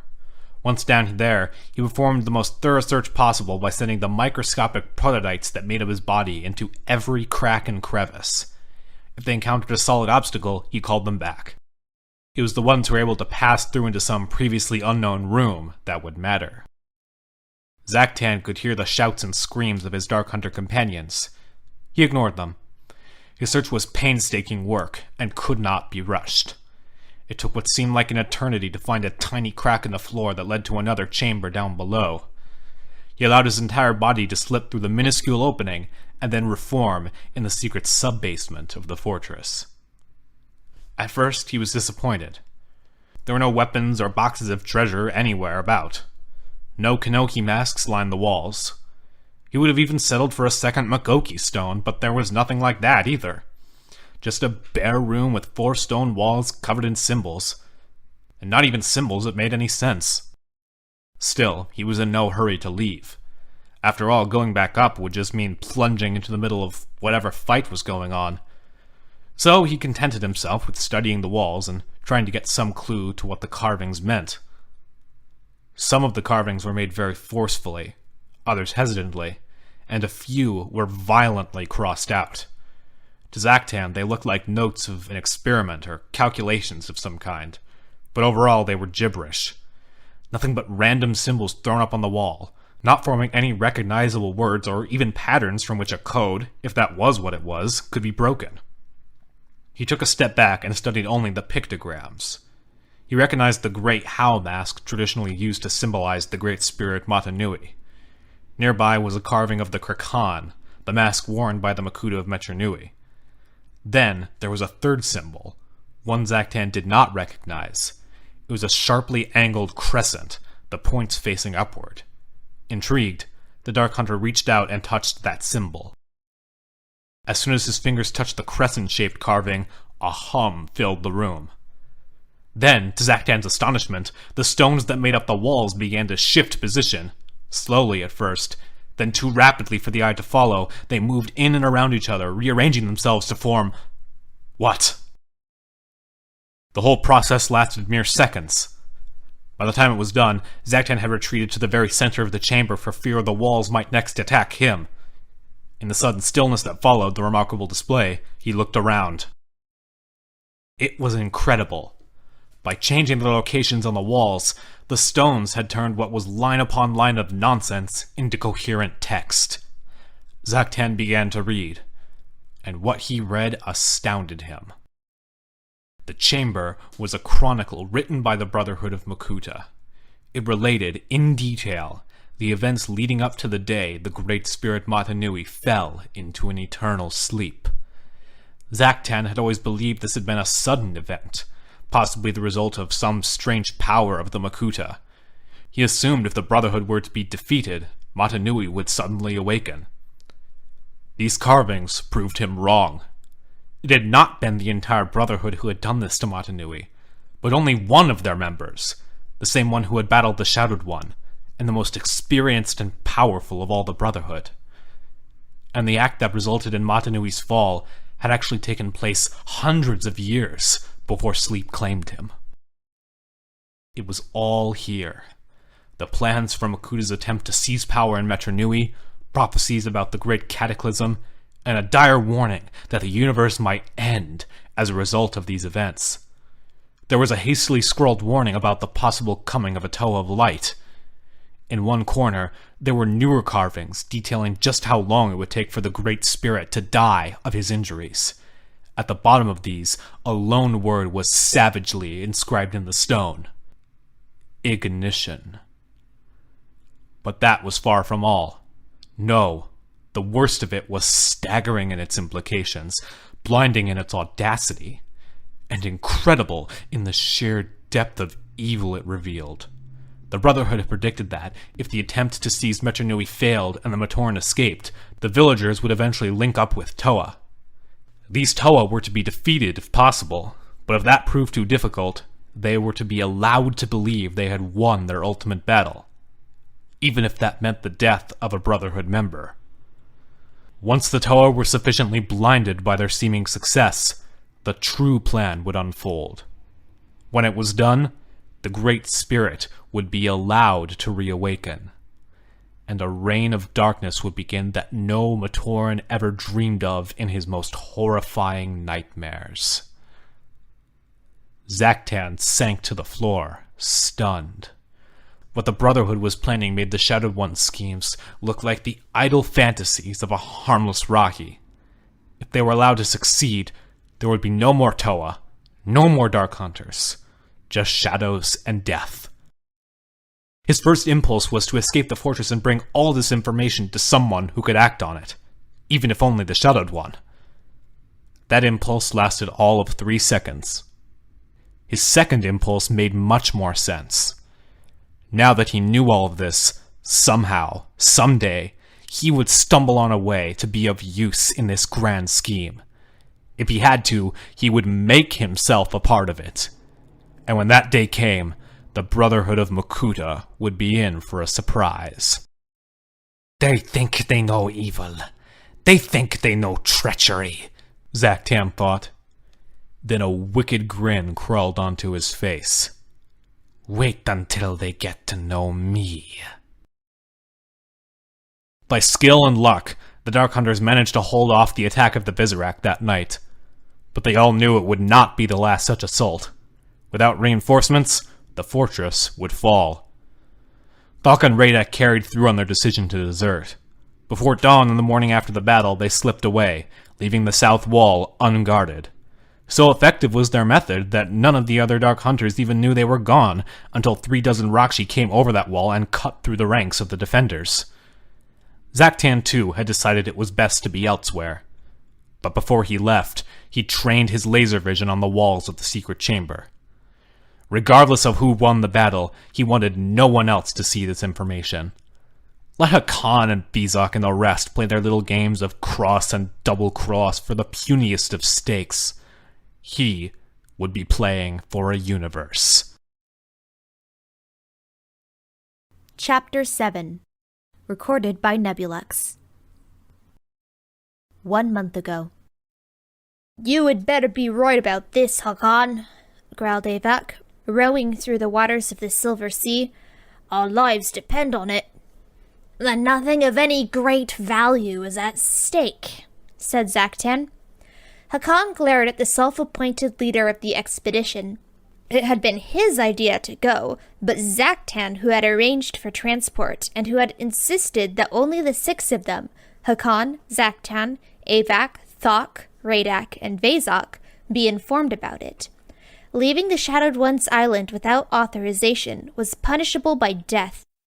All 6 had come to the conclusion that such a fate was preferable to continuing as slaves to the Dark Hunter leader. It's worth it, said Hakan. Trust me. Avak smiled. Thok chuckled. Radak burst out laughing, followed by Vezok. Trust ya, said Radak, having a hard time getting the words out. That's like a Vizarak saying, pet me. Hakan, how are we supposed to trust you? Laughed Vezok. After all, we know you. Quiet, snapped Zaktan. If you cannot take this mission seriously, I will go on alone. No, you won't, Avak shot back. Would you have to order around? Yourself? Then, noting the way the mass of prototypes that made up Zaktan's body were in constant movement, he added, Sorry, yourselves? Zaktan chose to ignore the insult. Hakan, tell us again what you heard. Leave nothing out. I heard from someone who heard from someone that the Matoran are returning to Metru Nui, Hakan answered. They are led by a group of Toa, and they are planning to reclaim the city. Ridiculous, said Thok. Everyone knows that Makuta drove them out of that city and won't let them return. I already told you, Hakan replied, smiling. Makuta is dead and buried under a ton of rubble. I don't believe it, Avak said, shaking his head. Hundreds of Dark Hunters have tried to kill him, not to mention the Toahaga, rebellious Vizarak, and probably members of his own brotherhood. And you're saying some handful of Toa managed to do it? Well, I did leave one thing out of the story. One of the Toa was a Toa of light. The other Dark Hunters lapsed into shocked silence. The idea of a Toa of light had been dismissed for centuries as just another Matoran fable. The Brotherhood of Makuta had firmly stated that there was no such Toa, and there never would be. These 6, of course, knew differently. They had seen the Mask of Light, and they knew its whereabouts had been a mystery for well over 1,000 years. But the notion that it now belonged to a Toa was still an unpleasant surprise. Only Zaktan smiled inwardly, for this meant the prophecies from the fortress chamber were coming true. That changes things, said Vezok. A new player has been added to the game, agreed Zaktan. The Brotherhood will be panicked. This could mean the end of them, and an opportunity for us. Us? Asked Thok. You mean the Dark Hunters? No, said Zaktan. I mean us. The 6 of us. A new force in the universe. We will loot Makuta's lair, and using his weapons and power, we will carve out an empire for ourselves. We're not Dark Hunters anymore, Vezok added. We're what Ancient called us 7,000 years ago. We're Piraka. Well, whatever we are, we're here, said Avak. The other 5 looked to where Avak was pointing. Just above the waterline was a stone terrace. Beyond that was an ancient gateway, now clogged with stone. If Hakon's information was correct, then past that gateway would be the remains of one of Makuta's lairs. Avak lashed the boat to the terrace and looked around. I don't get it. If there were Toa here, then where are they now? How did they get back out when the gate is blocked with rubble? They have been on an island above, Zaktan reminded him. There must be other ways to reach there from here. They simply used one of them. The 6 Piraka climbed onto the terrace and began to clear away the rubble from the gate. It was hard work. Zaktan wanted to investigate the lair by slipping through the cracks in the rubble, but the other Piraka argued against it. Every pair of hands was needed to clear the way. It soon became obvious that they were not just digging through random rock, but rather the shattered pieces of a huge stone door. I don't even want to know who lifted this and then let it drop, said Avak. Oh, this probably wasn't that heavy, scoffed Radak. Wouldn't be to me anyway. Irritated, Thok walked over and dropped the piece of rubble he was carrying on Radak's head. The block of stone split in two, even as Radak let out a yell of pain. Sorry, said Thok, smiling. I didn't think it would be that heavy. After a good hour of digging, Vezok said, I found something. The other Piraka crowded around and helped to clear away the rock. What they found stunned even such hardened veteran Dark Hunters. It was a black suit of armor, large and powerful looking despite being badly damaged. The chest plate was crushed, the arm and leg armor cracked in several places, and in some places it was little more than flattened metal. The only part that seemed to have escaped damage was the Kanohi mask fitted on the headpiece. It was the Kirkan, the legendary mask of shadows worn by Makuta. Do you think he's still alive in there? Avak whispered. If he is, he soon won't be, said Zaktan. Before anyone could stop him, he reached down and pulled off the mask of shadows. To his shock, there was nothing behind it but the hollow shell of the armored headpiece. He sent his prototypes in through the cracks in the armor, searching for some sign of organic tissue. He found nothing. The armor was empty. I don't understand, said Vezok. Something had to make the armor move. Muscle tissue, and he had to have lungs to let him breathe and other organs. How can the armor be here, but none of that? The 6 Piraka considered the problem, each coming up with a more ghoulish theory than the last. It was Thok who finally said, Maybe it was never there. Maybe he was just armor and energy. No organics, not anymore. Hakan wanted to say that idea was ridiculous and impossible, but deep down he knew it was neither. Even after a millennium of warring with them, what did any Dark Hunter really know about the members of the Brotherhood of Makuta? They were ancient, they were powerful, but beyond that, they were a mystery. Who was to say they were beings like the Piraka, the Toa, or the Matoran? Maybe they had left the need for organic tissue far behind them. Mask's mine, said Radak, reaching for the Krakan. As soon as he touched it, the mask flared to life. A pulse of dark energy struck the Piraka, hurling him against the stone wall. For a mask, it has excellent taste, commented Thok. Radak wasn't about to give up. He grabbed the mask with both hands and held on, even as it pummeled him with energy bursts. Finally, unable to withstand the pain any longer, he flung the mask off the terrace and into the sea. It disappeared beneath the waves. If the rest of this expedition goes that well, it will have gone really badly, said Thok. I thought we were here to loot, not feed the fish of Metru Nui. Radak cursed, and the rest of the Piraka went back to work, grumbling about a potentially valuable treasure being tossed aside. None of them noticed the wisps of green vapor that hovered near the ceiling, or the smoky tendrils drifting down toward them. When the last of the rock was cleared away, they stepped into the lair itself. The place looked as if a storm had blown through it. Rakshi cylinders were shattered, and Krata were slithering all around. Chamber doors had been blasted open. Walls were scorched from both light and shadow energy bolts. Avax scouted down a corridor and reported that an entire wall at the other end had been breached, though there was no sign of what had done the job. Think someone got here before us? Asked Radak. We will see, Zocton replied. He pointed to the pool of energized protodermis in the center of the chamber. Be careful not to step in that. You'll never be able to scrape it off your feet, assuming you still have feet afterward. The initial search of the lair proved frustrating. There were notes on various Rahi experiments, half-finished pieces of equipment, and a few things that defied characterization.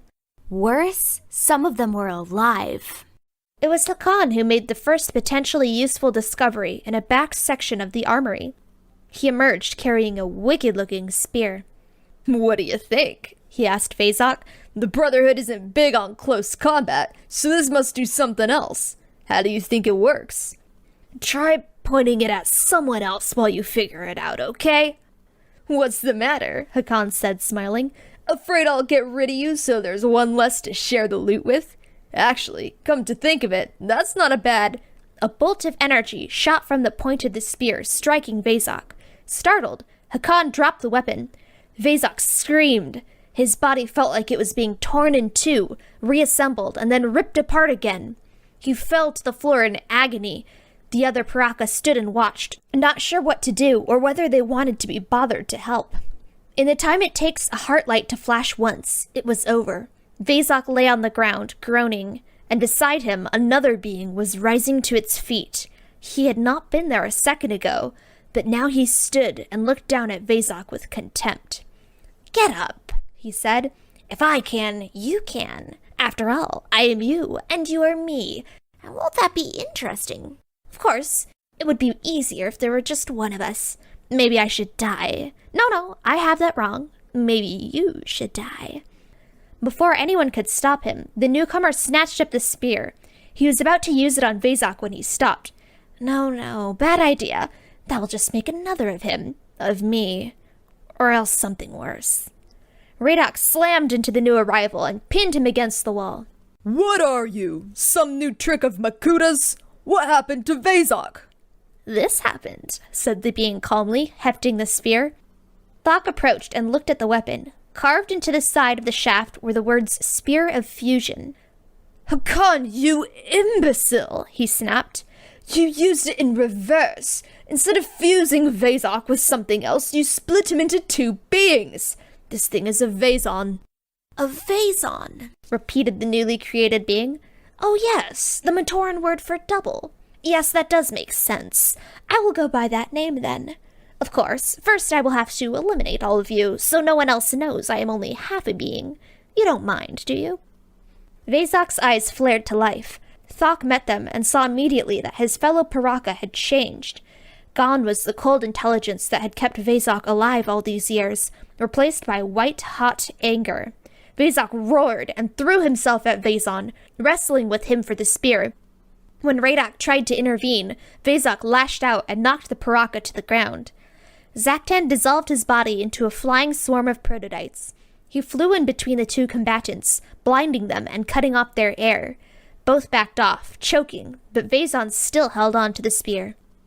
Zaktan would later recall that this was the moment all had become clear to him. He didn't know how or why, but suddenly he realized that they had come to this place for a reason.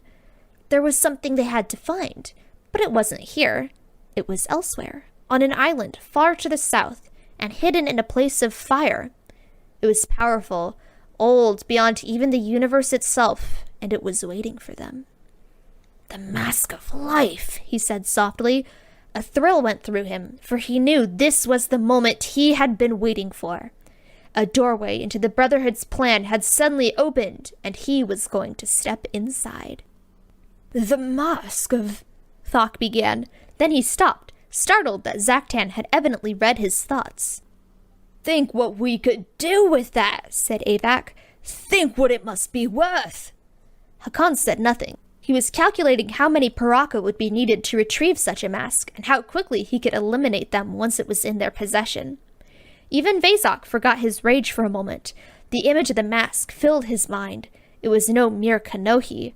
It was a key, in the same way that the Makoki stone had been a key. The key to all of existence. Find it.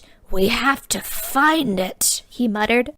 I agree, said Vezon. All six turned to look at him. The fury was already returning to Vezok's eyes.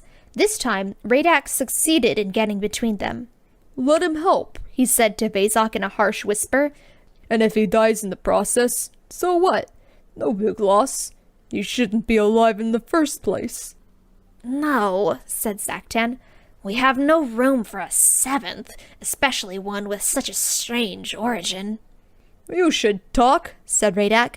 Vezok knows better than to betray his partners. I'm betting Vezon does too.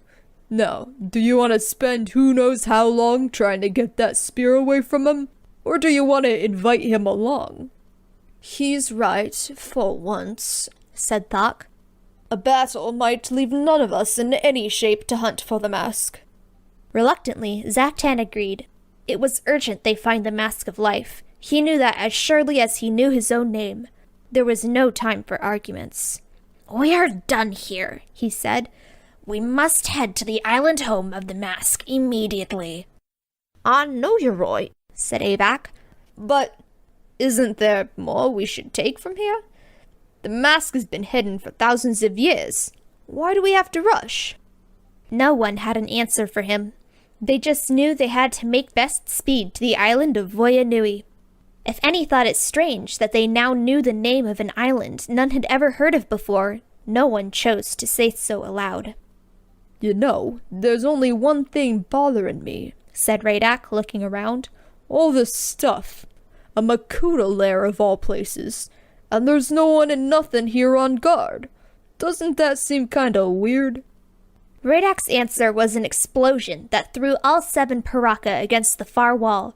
When the smoke cleared, they could see that an entire section of the lair was gone, disintegrated with one blast. Something moved in the shadows. Something huge. Makuta? said Hakan, already planning his escape route. Don't be stupid, hissed Avak. Makuta's dead. At worst, it's some Toa with more power than sense, and... The shape emerged from the shadows. It was massive. Eyes perched high in a red and yellow head regarded the Piraka with total disdain, as if they were insects infesting this being's home. Its body was rectangular and blocky in shape, with 2 powerful arms and thick legs that ended in a solid band of armor. At both ends of the band were treads that rolled over the rubble with ease. Manako, whispered Zaktan, stunned. Huh? said Radak. The Brotherhood uses crab-like creatures called manas as guardians, Zaktan explained hurriedly. I once saw them wipe out a dozen Dark Hunters in a matter of minutes. The Brotherhood always said they were just a sample, that the real power was the Manako. This matches the description. Okay, so it's a Rahi. Radak shrugged. A really big Rahi. Okay, a gigantic Rahi that can blow away walls. Let's just get in our boat and leave. As if it understood what the Piraka was saying, the Manako aimed a second blast at the stone terrace. It crumbled and fell into the sea, right on top of where the Piraka's boat had been moored. Then again, why leave when it's just getting exciting? said Radak. We will have to fight, said Zaktan. Vezon, you distract the monster, and we will... Where's Vezon? The other Piraka looked around. Their newest ally had disappeared, taking the spear with him. He's got Vezok's brains all right, Avak muttered. and Hakon's courage from the look of it. Split up, Zaktan ordered. Otherwise one blast kills us all.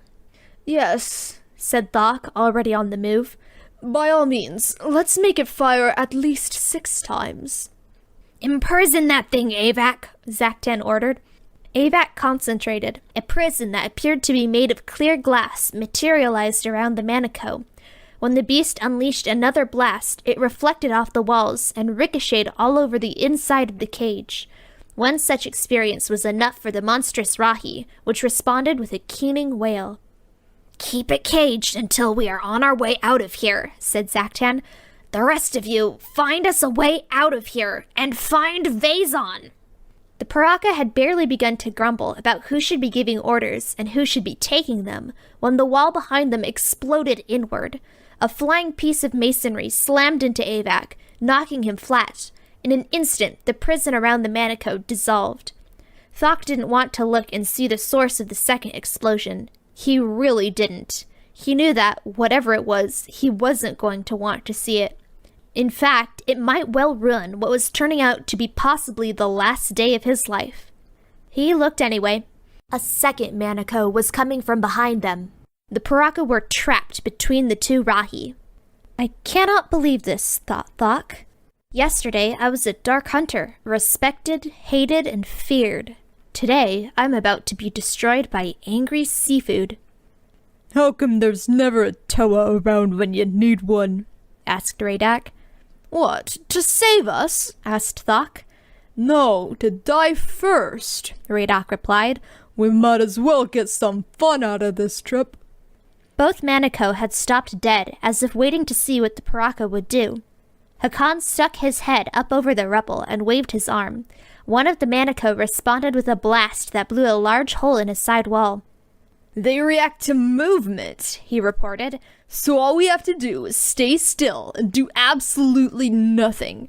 In other words, have a normal day for Thok. We have 2 choices, fight or run, said Zaktan. You forgot the third option, die horribly, said Thok. Movement, huh? said Vezok. Okay, on the count of 3, we make for that hole they just blew in the wall. 1, 2... The blue armored Piraka suddenly grabbed Hakan and threw him out into the open. Both Manico turned in Hakan's direction. 3! shouted Vezok, leading the dash for the gap, followed closely by all of the others except Hakan. Both Manico blasted at the crimson armored Piraka at the same time. He ducked, dove, and rolled, trying to avoid being shattered into more pieces than Zaktan. Between explosions, he looked up to see the receding backs of his partners. He made a vow to get even with Vezok. He wasn't so much angry at what Vezok had done, as he was at himself for not thinking of it first. Something was sticking out of the rubble just ahead. He grabbed it and pulled it free, finding it was a broken piece of Makuta's armor. Giving a yell, he hurled it behind him. When the 2 Manico reacted by attacking the moving object, Hakan scrambled for the hole his partners had gone through. They hadn't made it very far. The chamber the Piraka had found themselves in was a dead end. Now what? Growled Radak. Can't go forward, can't go back. Thok frowned. Well, I think we should... Watch out! All 5 turned to see Hakan running toward them, the Manico right behind. Idiot! snapped Zaktan. You're supposed to stay in there and keep them occupied. I did, yelled Hakan. And it was so much fun, I want you all to have a turn. This could be a good thing, said Thok. Everybody hit the ground, now! All 6 Piraka dove to the stone floor. The Manico hurled lethal blasts of energy, blowing apart the back wall. Now run, shouted Thok.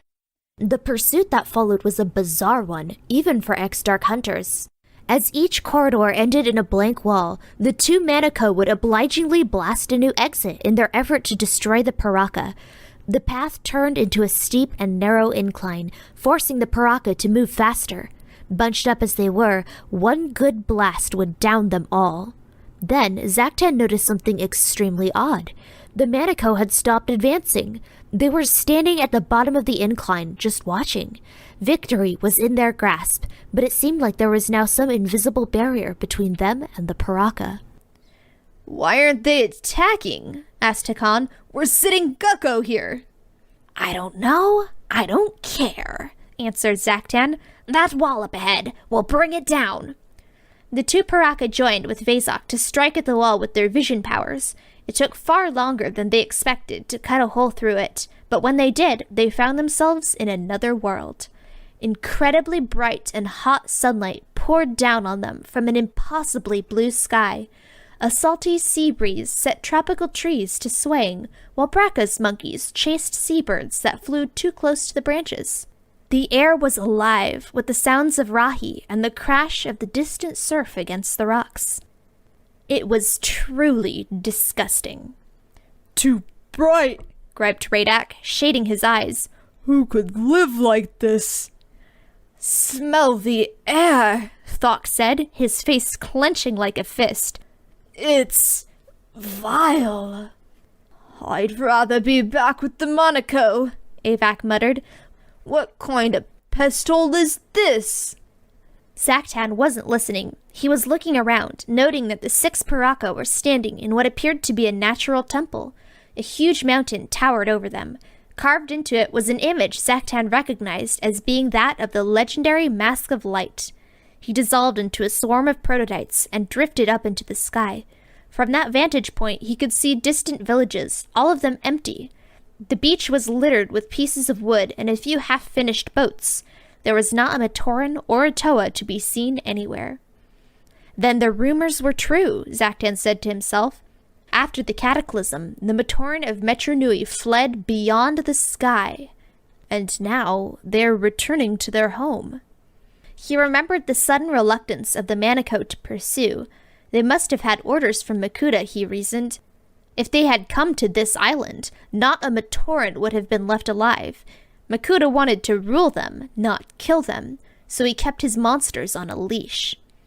As he descended to bring this news to his partners, Zaktan's eyes spotted something else. 6 large canisters rested on their ends in a row near the base of the mountain.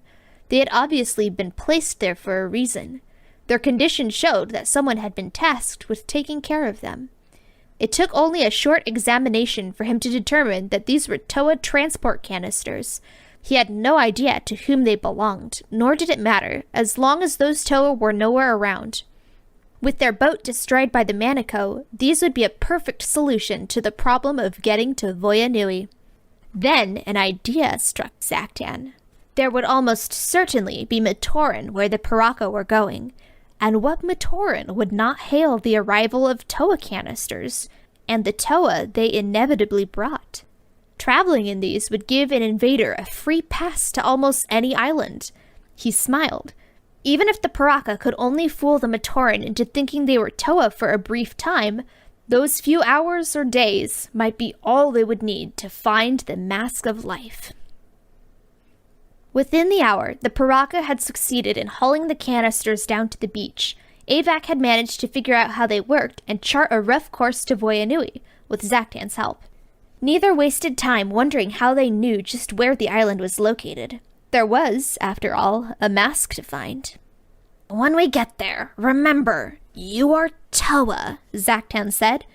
Try to act like them, or at least not like your usual selves.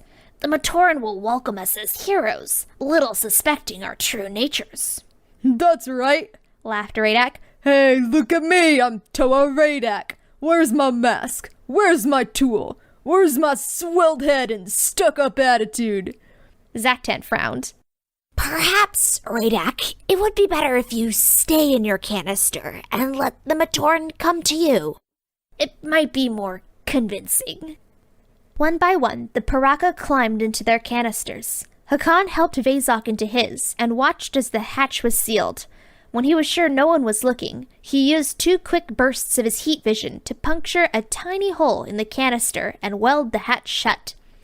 I'm not sure if you can swim, Vezok, old friend, Hakan thought, but I'll bet you can drown. The 6 canisters moved away from the beach. Each Piraka knew now that there was no turning back. They had abandoned their lives as dark hunters and would, now, be actively hunted down as traitors by their former comrades. They were embarking on a new adventure, a chance to steal a mask coveted for ages by powerful factions throughout the universe. If they succeeded in their mission, they would be at war with the world. If they failed, they would be dead. As their canisters rode the waves southward, none of the Piraka could picture a life better than this. Epilogue. Recording by Trajan Ehm. Today. Zaktan's reminiscences ceased. Amazingly, he had sifted through all these tales and memories in a matter of a few seconds. The staircase awaited, and at its end, everything he had ever wanted. Ultimate power, and the chance for revenge. He had no doubt Vizon had already passed this way. Thok and Radak had discovered a canister on another part of the Voyanui beach, one that had not belonged to the Piraka or the Toatapio. Where Vizon got it, he had no idea, but the tracks leading away from it definitely belonged to their short-lived ally. Vizon found his way here. I am not sure how I know, but I know, Zaktan thought. But he did not get away with the Mask of Life. If he had, somehow I would know that too. He is still down there, waiting for us. Zaktan slowed his pace, allowing Hakan to pass him. He would grant the crimson-armored Piraka the privilege of leading the way, and the privilege of being the first to encounter whatever lethal guardians might block their passage. With any luck, Hakan would be ashes long before they ever reached the mask chamber. 7,000 years, he said to himself. I have known these five, fought with and beside them, and faced horrors in their company for all that time. It has all led up to this one day and this final crime. 6 Piraka descend the stairs, but only one will return. And that one will be me. Zaktan suddenly paused. For a moment, only a moment, he thought he heard laughter. It wasn't coming from behind them or before them, but rather it was in his own mind. He heard it as clearly as he heard his own thoughts, which made the experience that much more disturbing. For the laughter was not his own. Thok watched Hakan disappear into the darkness. He could guess why Zaktan had allowed him to go on ahead. It was the same reason Thok was purposefully walking slowly and lagging behind. He had no intention of turning his back on any of the other Piraka, let alone being the first in line to get devoured by whatever lurked here. He could hear Hakan's steady footsteps up ahead as he went down the stone stairs. There was something comforting about the noise. After all, if he was proceeding at a normal pace, he must not have encountered any obstacles or foes. Maybe Vizon took care of them all for us, he thought, smiling. Such happy thoughts were driven out of his mind by a yell from Avak. He had almost tripped over the battered body of Hakan. The crimson armor Piraka was huddled in a corner, trembling with fear. His armor was glowing with such intense heat that no one could even come near him, let alone touch him. The metal was literally melting before their eyes, but there was nothing to suggest a reason for it. Then Thok realized he could still hear the measured footsteps up ahead, the ones he had originally thought were Hakan's. They were moving at the same unhurried pace as before, one after the other in an unceasing pattern. The only problem was, they weren't going down the stairs. They were coming up. End of book Legacy of Evil.